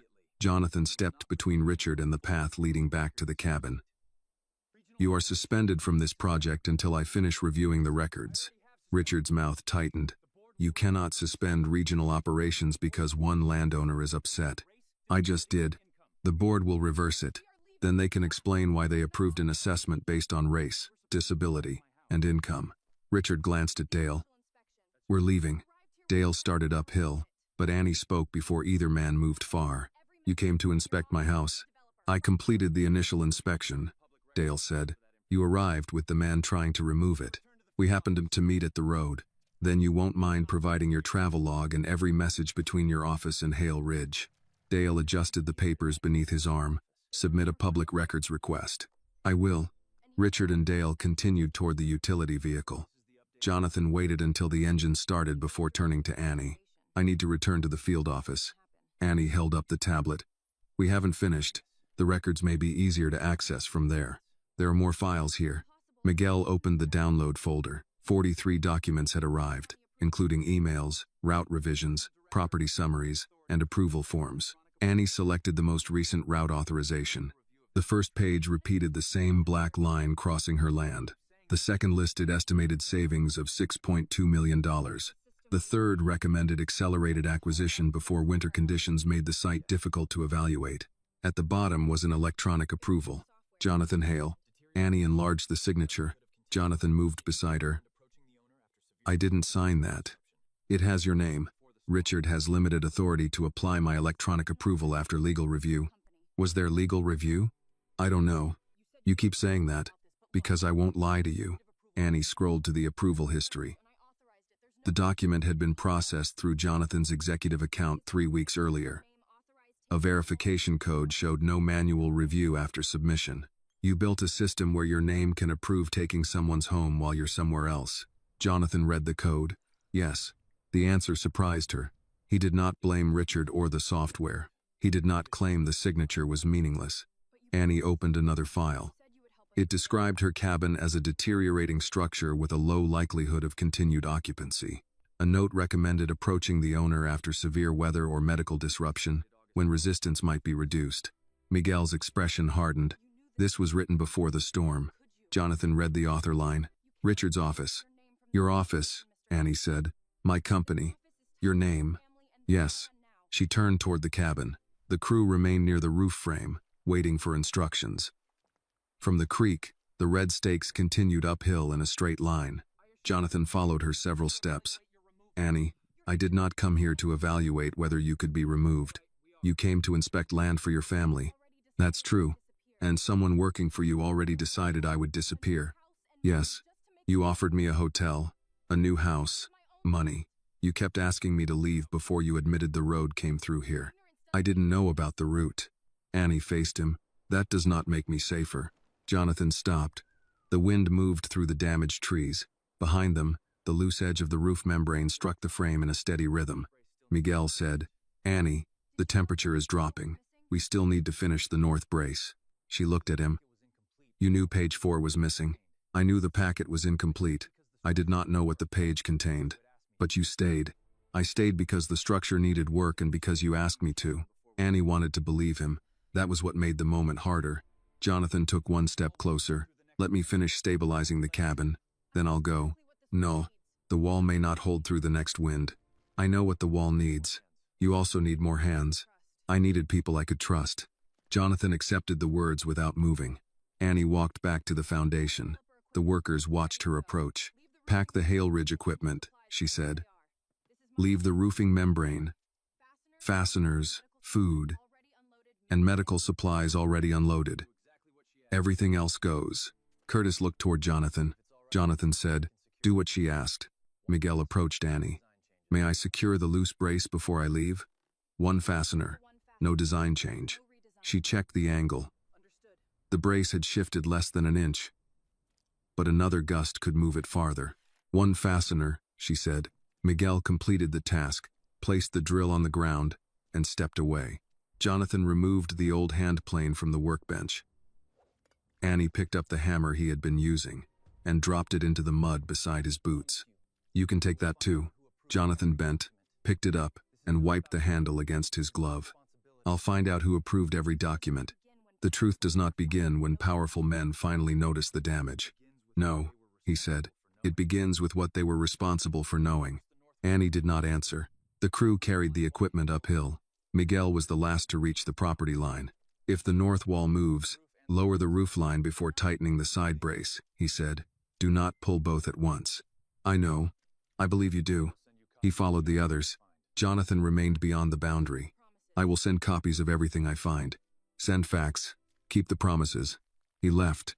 Annie waited until the sound of their steps disappeared. Then she entered the temporary tent, set the tablet beside Grace's notebook, and opened the audio recorder on her phone. For several seconds, she could not speak. Then she pressed record. I thought being seen might mean being safe, she said. I should have known those are not the same thing.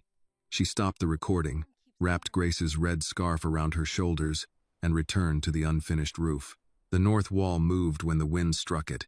Annie picked up the working rope. This time, no one stood at the other end. Jonathan reached the Hale Ridge field office as the first ice began forming along the edges of the access road. The temporary building stood behind a row of construction trailers, its generator running beneath a metal shelter. Richard's vehicle was parked outside. Miguel followed Jonathan through the entrance while Curtis and the other survey worker returned to the equipment yard. Richard stood beside the conference table with Dale's inspection file open in front of him. You were suspended, Jonathan said. Why are you still here? Richard closed the folder. Because the regional office cannot stop operating every time you make a decision in the field. You entered Annie's land after I froze the route. I visited a disputed site with a county official. It was not disputed. Her deed is valid. The route can still be acquired through negotiation. She refused. People refuse before they understand the offer. Jonathan removed his gloves and placed them on the table. You described her home as inactive. You used her disability to predict that she would leave. You recommended approaching her after a medical disruption or severe weather. Richard pulled out a chair but did not sit. Those reports are written to assess risk. Whose risk? The company's. Jonathan opened Miguel's tablet and displayed the property assessment. This paragraph evaluates whether an injured landowner can resist acquisition. It evaluates the likelihood of continued occupancy. You knew she lived there. We knew someone used the address. Her name is on the deed. Richard's voice remained even. An 18-year-old with limited income, no reliable road, and significant mobility needs is not a stable long-term owner for a remote mountain parcel. Miguel stepped closer to the table. She was stable enough to direct your survey crew through an emergency rebuild. Richard glanced at him. You are an engineer, Miguel. You know effort and viability are different questions. I also know when a report begins with its conclusion and arranges the facts around it. Jonathan opened the route comparison. The northern route avoids her land. It requires a bridge, blasting permits, and another environmental review, and costs $6 million more. At minimum. Jonathan looked at Richard. So you converted her age, race, income, and physical condition into a cost-saving strategy. That is your interpretation. It is written in your file. Richard finally sat. The project employs hundreds of people. It brings tax revenue, road improvements, utility expansion, and long-term contracts. Every large development affects someone. That does not authorize fraud. No fraud occurred. Jonathan turned the tablet so Richard could see the approval record. You applied my electronic signature. Your executive authorization policy permits regional use after legal review. Show me the legal review. Richard reached for the tablet. Jonathan moved it away. Use your own system. Richard entered his credentials at a laptop. The project folder opened, but the legal review section showed no document. The attachment may have been archived separately, Richard said. Find it. Richard searched several folders. Nothing appeared. Miguel checked the revision history from his tablet. The route changed at 11:40, 2 p.m. The executive approval was applied 7 minutes later. Jonathan asked, which lawyer completed a property review in 7 minutes? Richard closed the laptop. The missing attachment can be located tomorrow. No, we locate it now. Jonathan called the company's compliance director, Elaine Foster. Her voice came through the speaker. I've opened the regional archive, she said. There is no legal memorandum attached to the Carter route. Richard leaned toward the phone. Check the outside counsel folder. I did. There is a request for review, but no completed opinion. Jonathan asked. Who applied my approval? Elaine paused while keys moved in the background. The authorization came from Mr. Voss's account using a stored executive token. Jonathan faced Richard. You signed my name without review. I used delegated authority to keep the schedule moving. You used my name to approve a route through an occupied home. Richard stood. Do not pretend you have never benefited from delegated authority. You built this company around it. The words landed because they were true. Jonathan had accepted reports, profits, and completed projects without asking how each obstacle disappeared. Richard had used the space left by that distance, but Jonathan had created the space. That ends now, Jonathan said. Richard gave a small, humorless laugh. You think one dramatic gesture will fix this? No. Then what are you doing? Starting with the records. Jonathan instructed Elaine to secure Richard's email, project channels, payment files, and access logs. Richard reached for his phone. Miguel stepped aside rather than blocking him. The network access is already frozen. Richard checked the screen. His company account had closed. This is reckless, he said. Jonathan replied. So was betting that Winter would remove a landowner for you. Elaine sent the first archive package. Jonathan opened an email chain between Richard and Dale. The messages discussed Annie's property months before the storm. Dale had provided inspection history and notes from county records. Another message referred to Annie as an easy abandonment. if road access and heating concerns were emphasized. A later email from Richard read, "Winter will solve the occupancy issue if we keep the acquisition window open." Miguel read it twice. He expected her to lose the cabin. Richard said, "That sentence refers to market timing." "It refers to Annie," Jonathan replied. Another file showed payments from Hale Ridge to a consulting company registered to Dale's brother-in-law. The invoices listed land use coordination, though no formal work product appeared. Elaine found similar records from other projects. An older ranch owner had been pressured after surgery. A widowed landowner had received repeated safety notices before selling below market value. A native family had faced a road claim based on a boundary map later corrected by the county. Jonathan scrolled through the files. "How many?" Elaine answered. "I have identified 5 possible cases. There may be more." Richard buttoned his coat. "You are reading routine negotiations as misconduct because you met one sympathetic owner." Jonathan looked up. "She is not evidence because she is sympathetic. She is evidence because the documents are real." Richard moved toward the exit. "You are not leaving with any company files," Jonathan said. "My personal case contains personal material." Elaine spoke through the phone. "Security is on the way to inventory project documents. Mr. Voss may retain personal items after review." Richard stopped at the door. "If you cancel that road, the board will question your judgment. The lenders may withdraw. Your family retreat will not be built on schedule." Jonathan closed the payment record. "Then it will not be built on schedule. For that cabin? For the law. For the company. For every person whose silence you priced into a budget." Richard left the office under the supervision of site security. Jonathan prepared copies of the emails, payment records, approval history, and route withdrawal. He sent one set to outside counsel, one to the compliance director, and one to Annie's external drive. The final transfer failed because the valley signal had weakened. Miguel checked the weather monitor. "The next wind band is moving faster." Jonathan collected the printed files. "We're going back. The road is worse than before." "Then we walk." As they stepped outside, the temperature dropped another degree. On the hillside below, Annie tightened the roofline alone. The wet rope pulled against the damaged pulley. One fiber separated, then another. The rope gave a sharp snap before Annie could release the tension. The upper line whipped free of the pulley and struck the wet ground. The roof support shifted several inches toward the north wall. Annie tightened her grip on the second line and planted both prosthetic feet against the stone foundation. "Hold," she told herself. The frame stopped moving, but only because the remaining rope carried the full load. Annie examined the angle. The beam was still inside the timber cradle. If she lowered it slowly, she could reset the pulley and try again. If she released the line too quickly, the beam would strike the wall and undo hours of work. She wrapped the rope around a foundation stone and secured it with 2 half hitches. The knots held.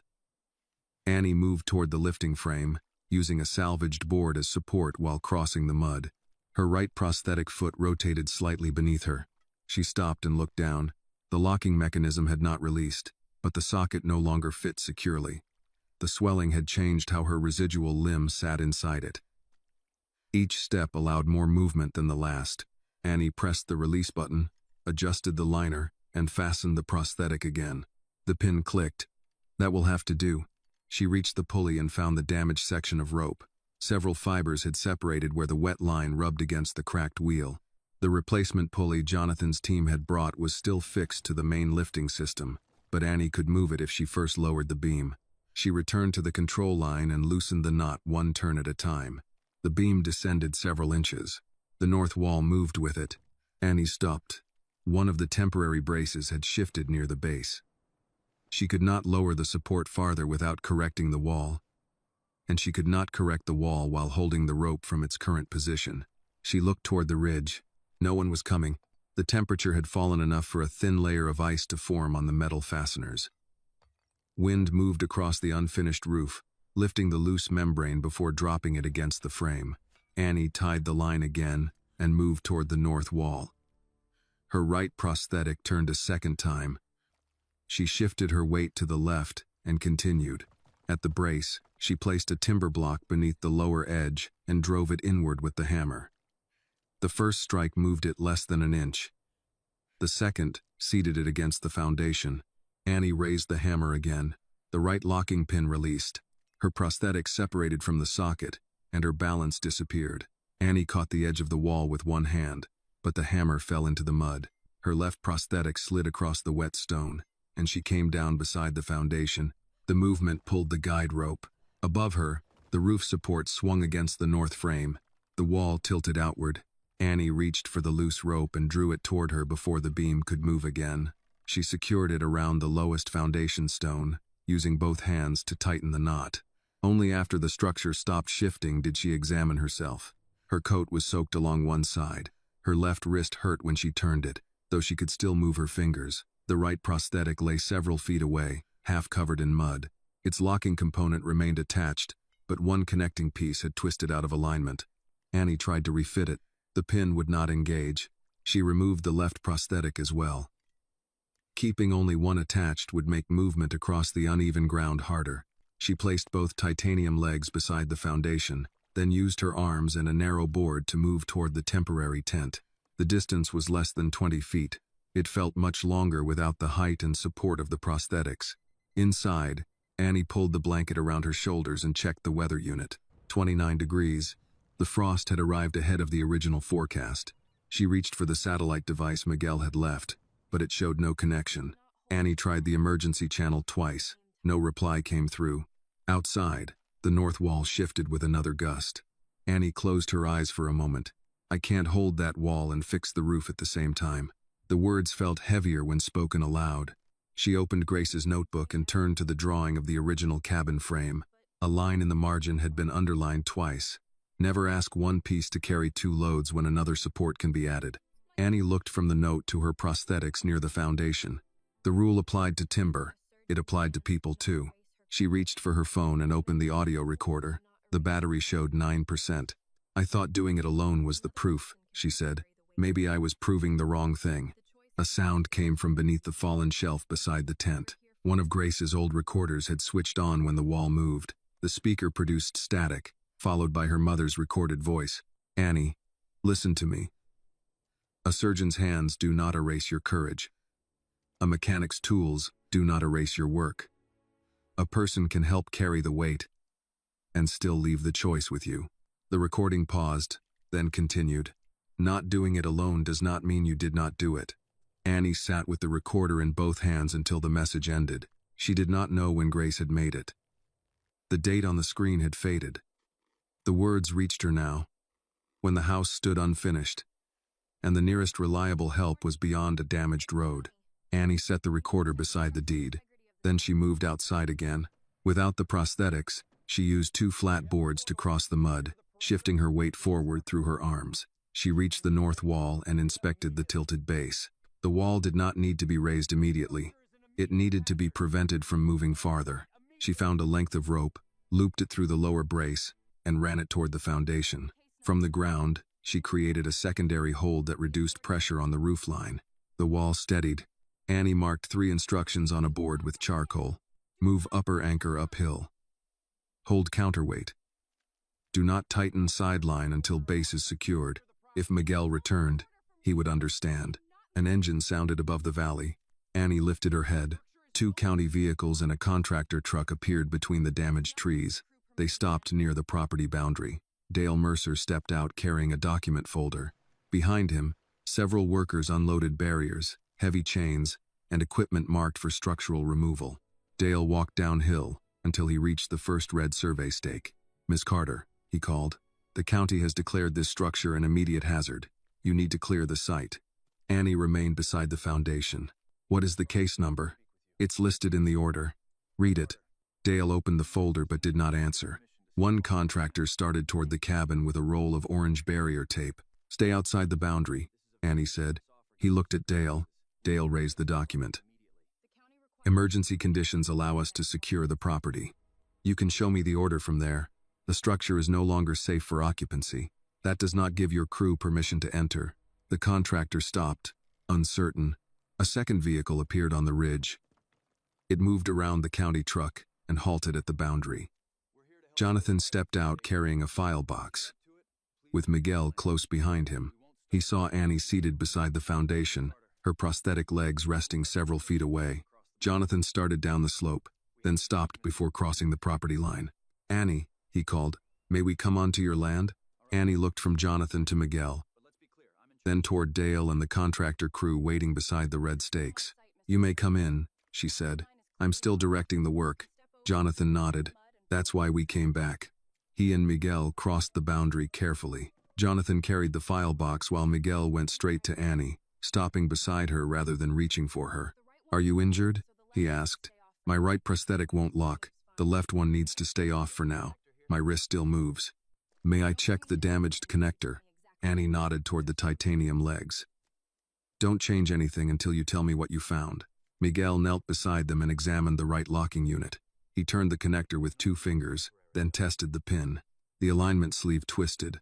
"I can make a temporary adjustment, but I don't want you putting full weight on it. I need to move around the foundation. We can build a seated platform from one of the flat boards." Dale stepped forward. "None of that matters. The county order requires the site to be cleared." Jonathan placed the file box on a dry stone. "Show us the order." "I've already informed Miss Carter." "You announced a conclusion," Annie said. "You still haven't given me the case number." Dale held the document toward Jonathan. Annie raised her hand. "Give it to me." He hesitated before walking close enough to pass it over. Annie read the first page while Jonathan opened the file box. The order carried the county seal, a typed description of the property, and a statement declaring the cabin an immediate structural hazard. The language authorized temporary barriers and emergency removal of unstable material. Annie read it again. "This seal is old." Dale's expression changed. "The county uses more than one template." "No. My mother dealt with the county over the well permit.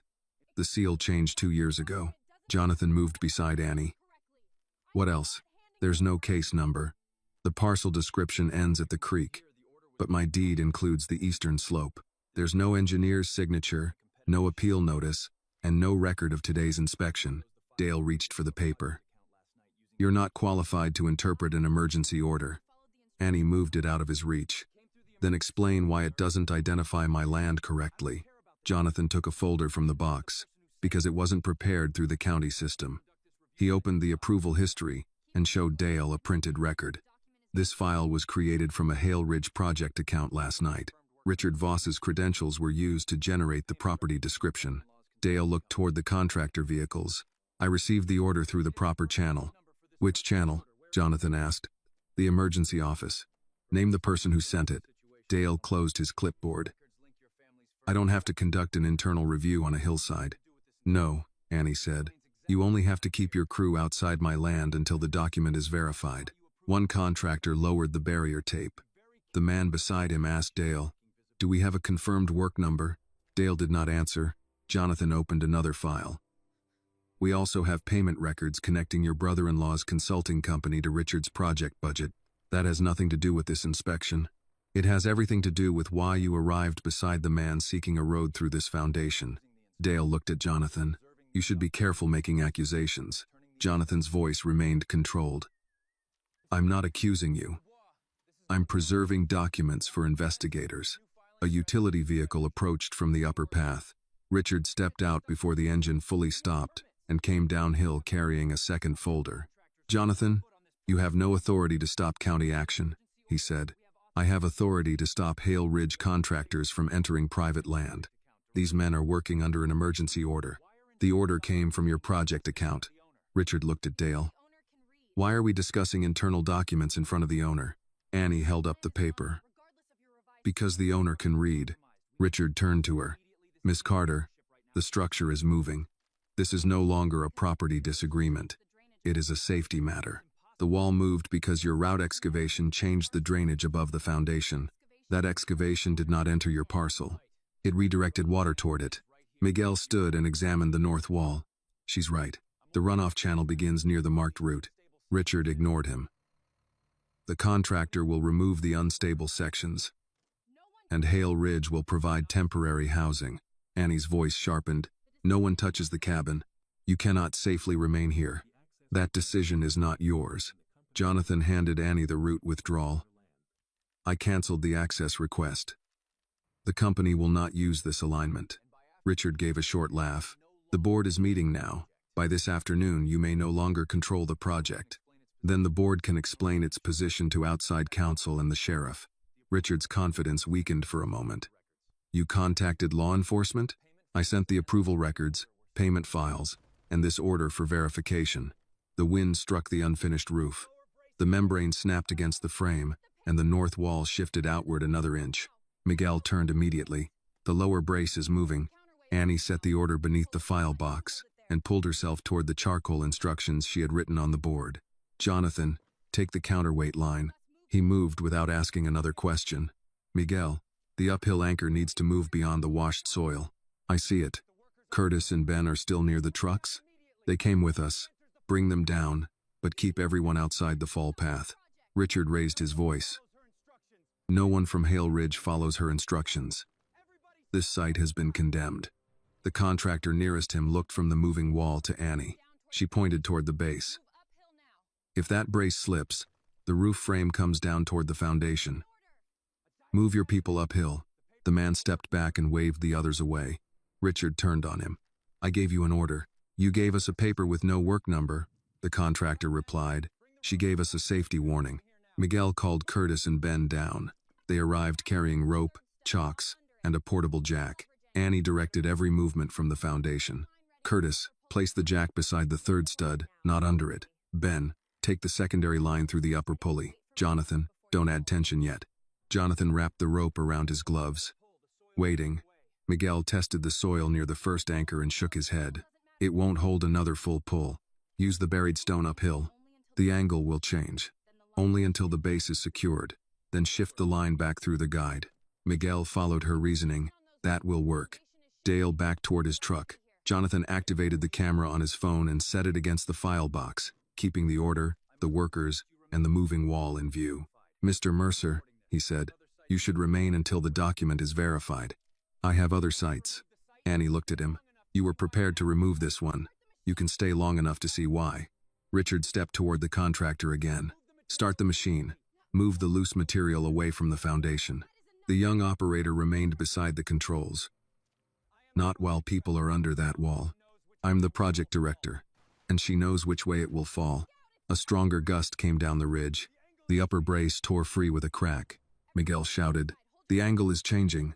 Annie gripped the control rope. Everyone clear the inside. Jonathan, hold your line exactly where it is. Miguel, move the anchor now. The north wall tilted toward them, pulling the roof support with it. For 1 second, every rope tightened at once. Then the entire structure began to fall. Jonathan, don't pull. Annie's command reached him before instinct took over.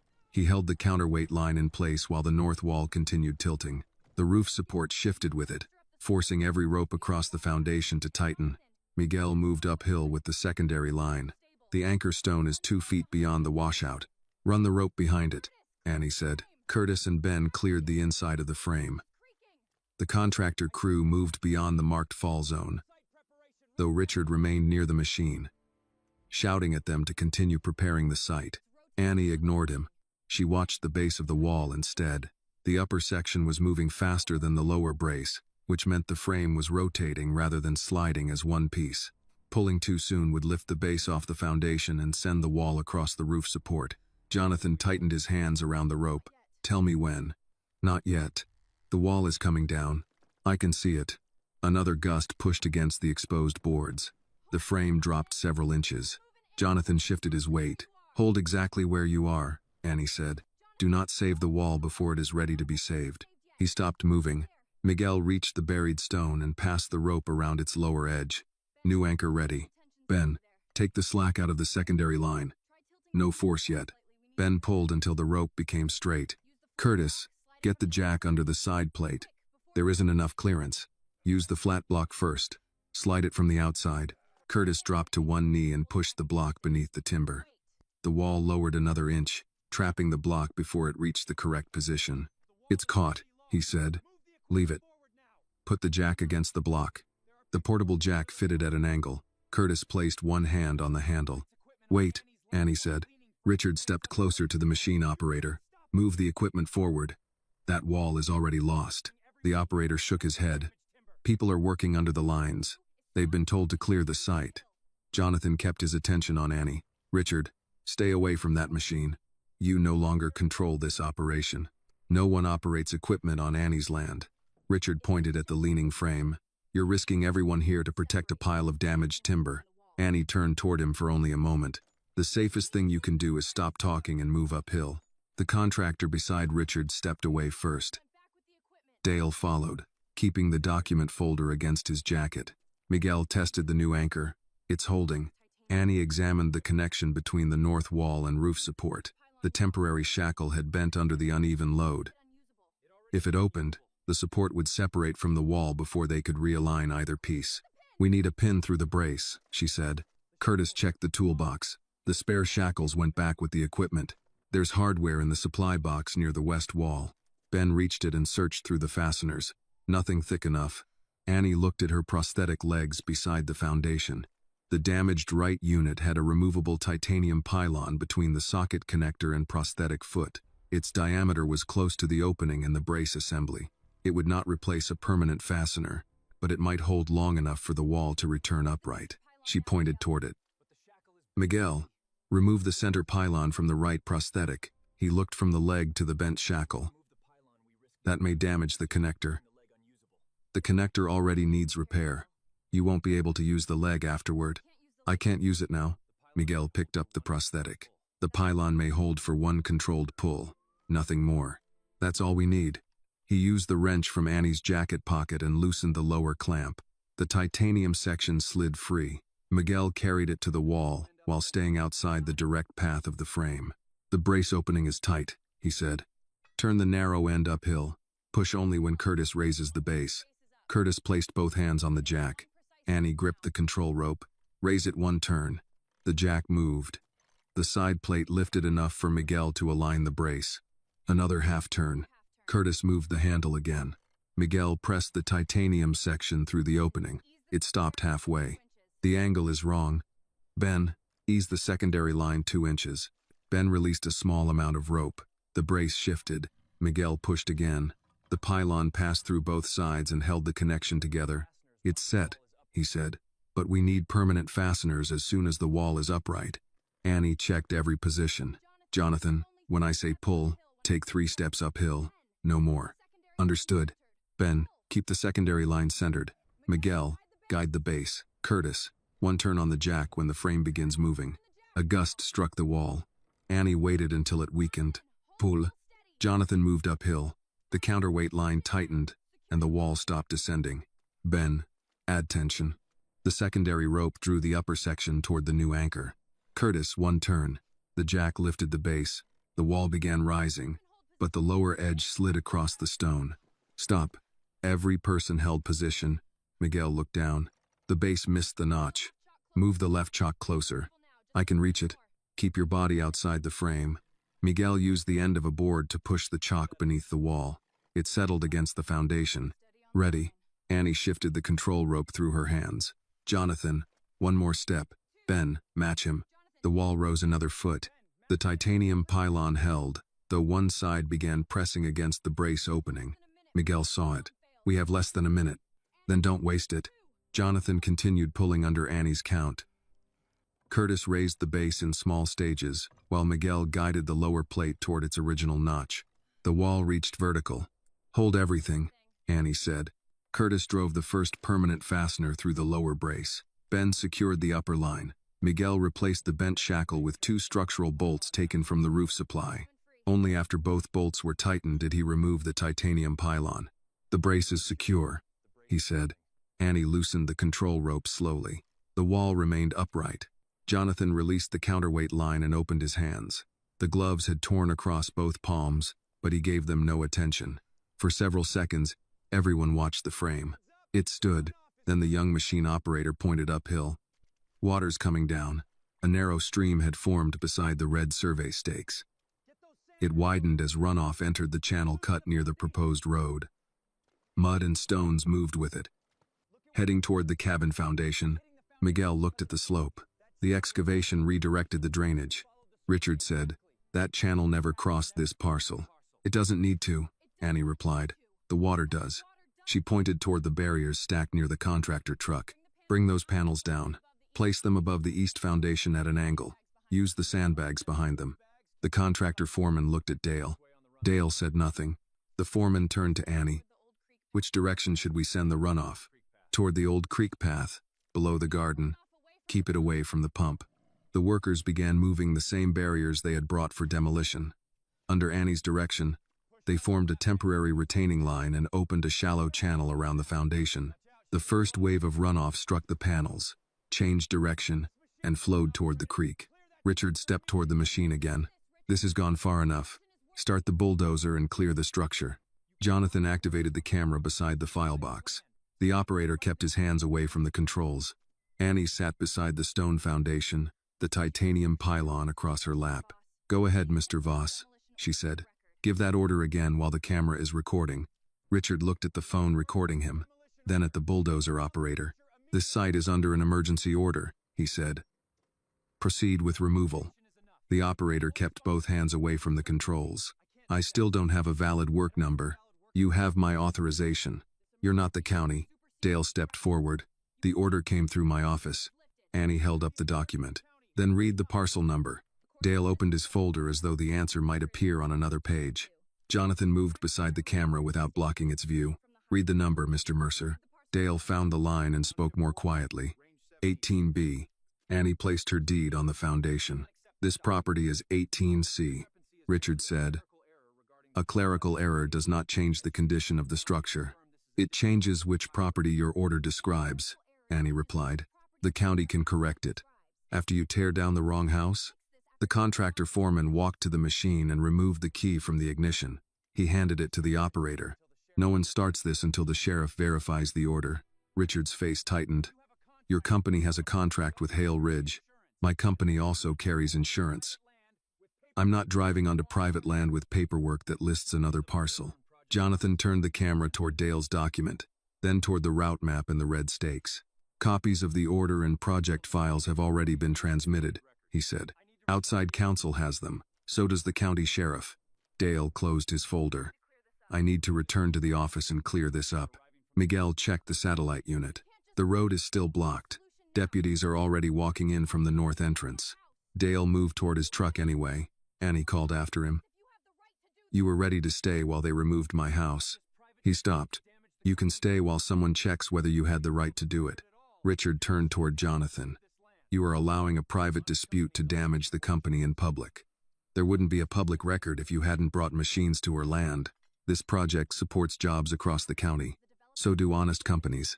Richard glanced toward Annie, who remained seated beside the foundation with the titanium pylon across her knees.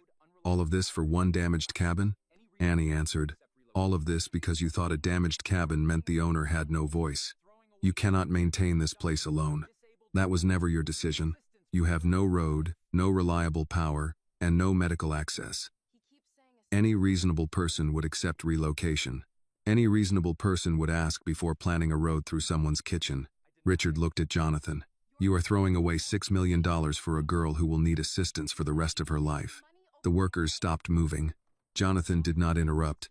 Annie's voice remained steady. You keep saying assistance, as though it gives you authority. Richard seemed to notice the camera again. That is not what I said. It is what you planned. I planned a road, through my foundation, for a project that benefits more people than this property ever will. Annie lifted the invalid order. You decided my home mattered less because removing me saved money. Richard took one step toward her.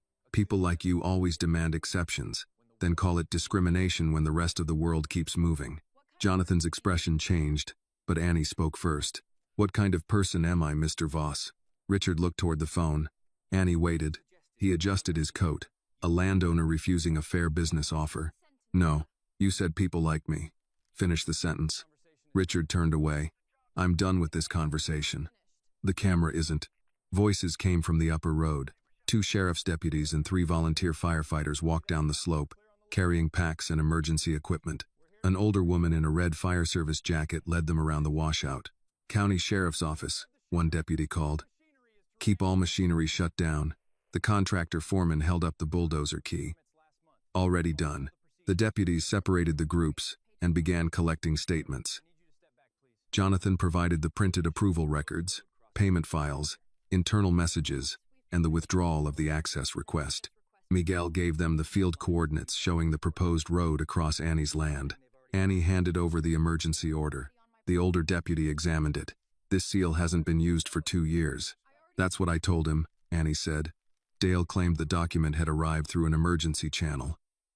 When asked for the sender's name, he could not provide one. The second deputy requested his phone and county tablet for preservation. Richard objected. These records involve confidential corporate matters. Jonathan replied, I authorize their release. You may not have that authority much longer. That won't change what happened this morning. The deputies detained Richard for further questioning and ordered Dale to surrender the county vehicle until the document's origin could be verified. No one treated Richard's remarks as the only offense. The records showed possible forgery, attempted unlawful entry, misuse of county procedures, and financial connections that required investigation. The older firefighter approached Annie and removed her gloves. Ruth Bennett, volunteer fire captain. Miss Carter, where do you need us? Annie pointed toward the east side of the foundation. The runoff barrier needs 2 more sandbags. Then the roof membrane has to be fastened along the lower edge before the temperature drops again. Ruth nodded. Show me the spacing. Annie marked the positions with charcoal. Ruth followed them without changing the plan. The other firefighters secured the membrane while Miguel installed permanent hardware where the titanium pylon had held the brace. Jonathan remained on the counterweight line until Annie told him to release it. When the final anchor was fixed, Miguel returned the titanium section. The connector will need proper repair, he said. I know. I can build a stable-seated platform for tonight. Do that. The answer came without resistance. By late afternoon, the cabin had 3 secured walls, a protected roof section, and a temporary door covering. Ruth installed the stovepipe with the required clearance, then heated chicken noodle soup on the camp stove. Annie accepted the bowl and wrapped Grace's scarf around her shoulders. Jonathan sat on the foundation several feet away. I'm sorry, he said. Annie warmed her hands against the bowl. An apology starts the repair. It isn't the repair. I understand. Not yet. Jonathan nodded. Then I'll keep working on it. Ice formed across the grass as daylight faded, but the wind no longer entered from every side. The stone foundation held. The north wall remained straight. Miguel checked the satellite unit. The video transferred. To whom? Annie asked. The sheriff, outside counsel, and the county emergency office. Annie looked at the broken radio resting beside the workbench, then at the cabin frame standing around her. By morning, people beyond Pine Hollow would know why the machines had come. More important, they would know who had stopped them. By sunrise, county medics had reached Pine Hollow with a tracked utility vehicle. Annie agreed to leave only after Miguel confirmed that the roof covering, north wall, and temporary heater could hold until a licensed crew returned.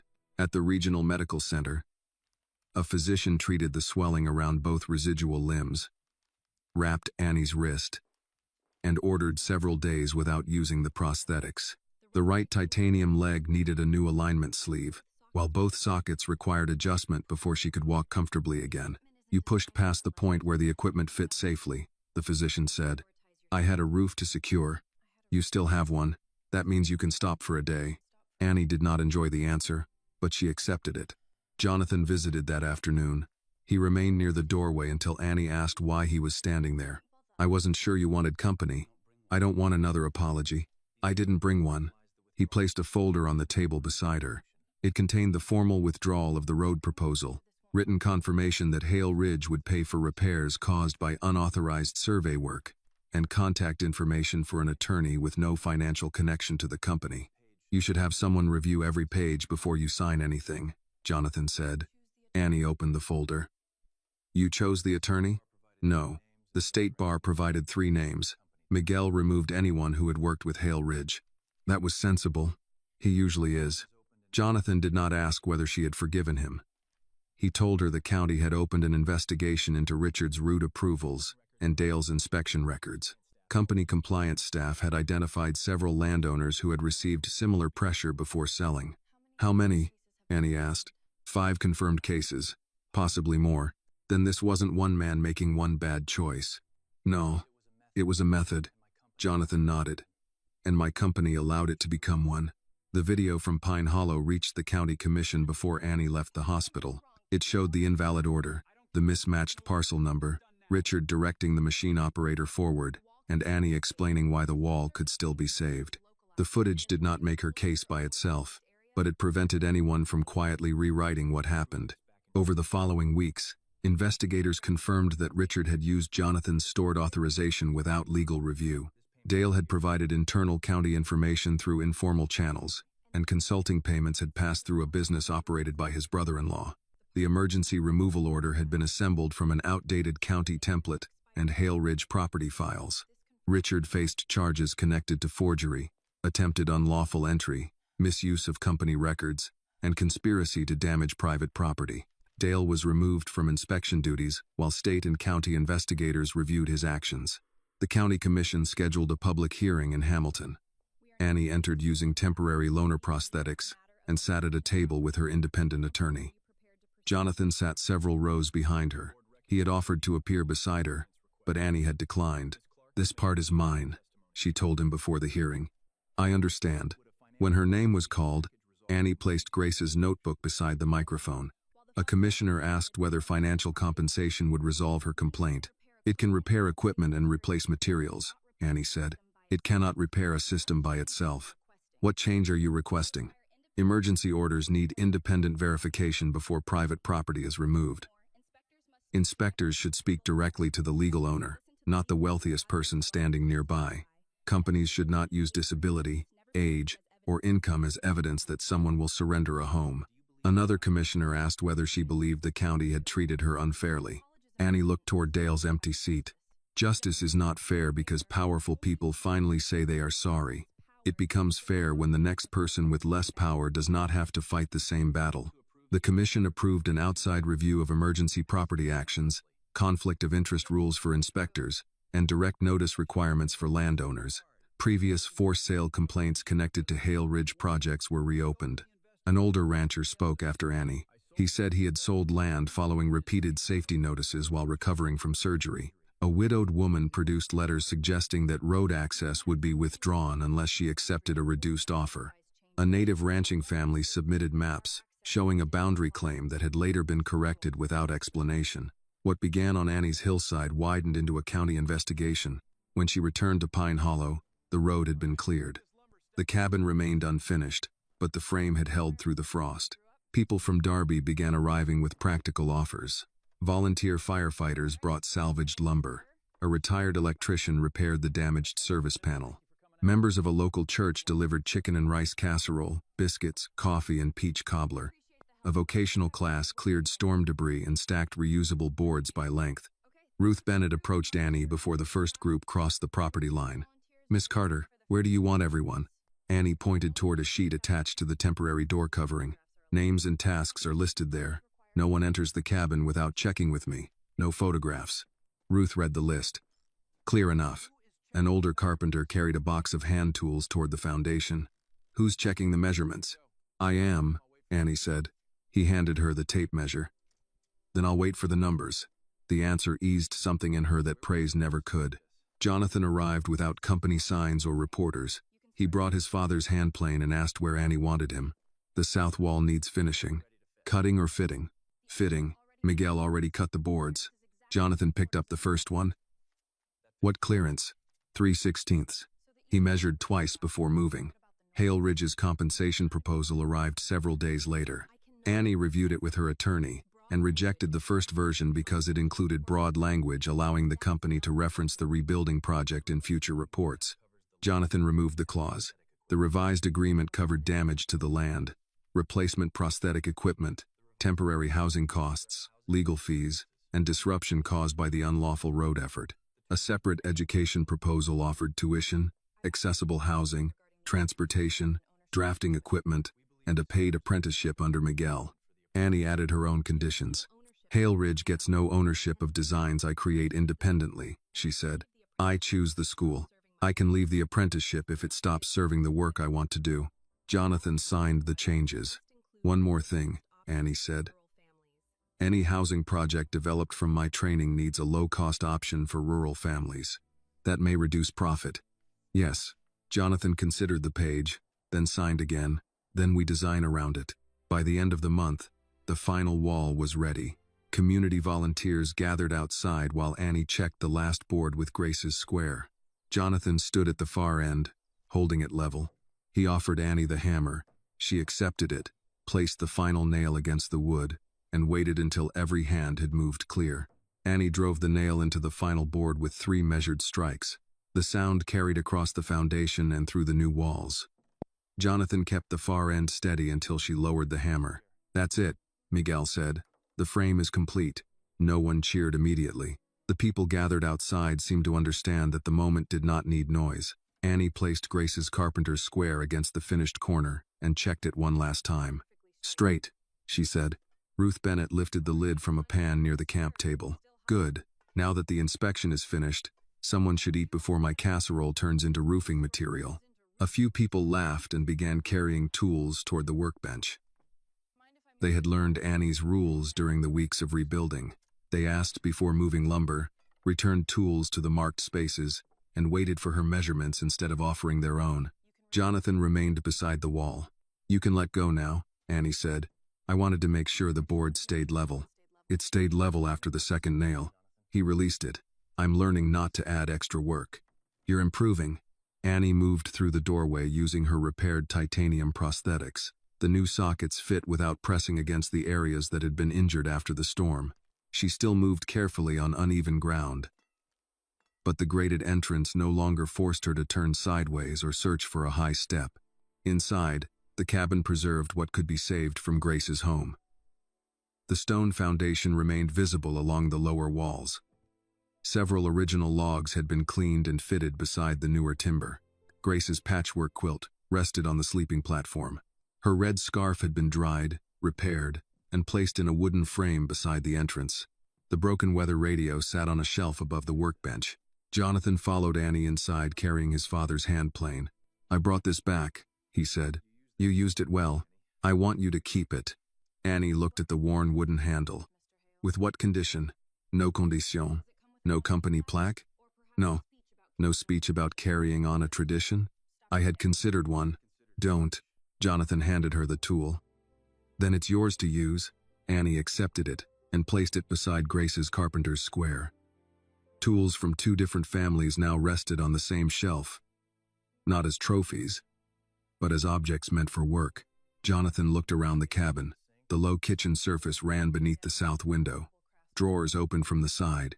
The sink allowed clear space underneath, and the wall supports were positioned where Annie had designed them. A straight route connected the sleeping platform to the rear exit. Nothing in the cabin required her to move according to someone else's idea of a normal body. "You were right about the doorway," Jonathan said. 36 inches would have been too narrow. Annie set the hammer on the counter. "Most standards describe the minimum someone can tolerate. I want to design places people can use without planning every movement. You'll have the chance." The education agreement had been signed the previous week.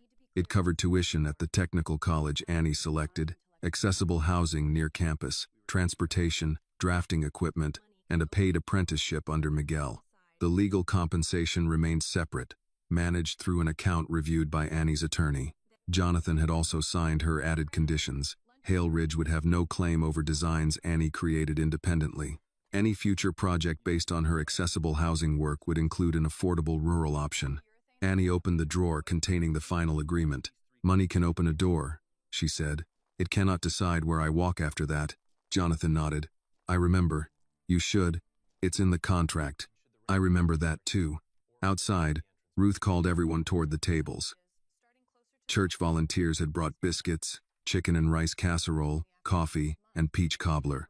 Older tradespeople sat with vocational students, comparing hand tools and arguing about the best way to protect timber through a Montana winter.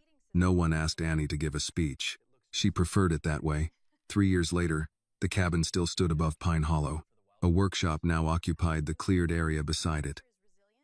The sign above the entrance read, "Grace Carter Accessible Homes Workshop." Annie worked at a drafting table near the south window. Her certification hung beside shelves filled with building codes, material samples, and scale models. Miguel occupied the second desk 2 days each week, though he insisted he was now an advisor rather than her supervisor. "You stopped supervising me after the first month," Annie told him. "I noticed." You kept correcting the coffee. Bad coffee is an engineering failure. Their current project was a group of affordable homes for older residents in rural communities. Each design included wide entries, low storage, safe heating, simple repair access, and floor plans that could change as mobility needs changed. The first model was already under construction outside Hamilton. Another had been approved for injured veterans. A third would replace housing lost during a wildfire. Jonathan arrived for the workshop's opening without company banners or a press team. Rebecca came with him. Their relationship was still being repaired, but they spoke with more patience than before. Jonathan had learned to call without offering money, advice, or a solution before listening. Ruth placed a peach cobbler on the food table. "You still bring this to every gathering," Annie said. "People behave better after dessert." Jonathan walked toward an apprentice measuring a wall panel. The young man handed him the far end of a board. "Hold this level," Annie called. Jonathan took the board. "How much clearance?" 3/16. He checked the mark twice. A visitor near the doorway asked Annie whether Hale Ridge had built the cabin and workshop for her. Annie looked through the open doors toward the stone foundation, the salvaged logs, and the marks her axe had left in the older beams. "No," she said. "I built the cabin." She nodded toward Jonathan, who remained at the far end of the board while the apprentice measured. "He learned how to help without taking the hammer out of my hand." Annie crossed the workshop floor.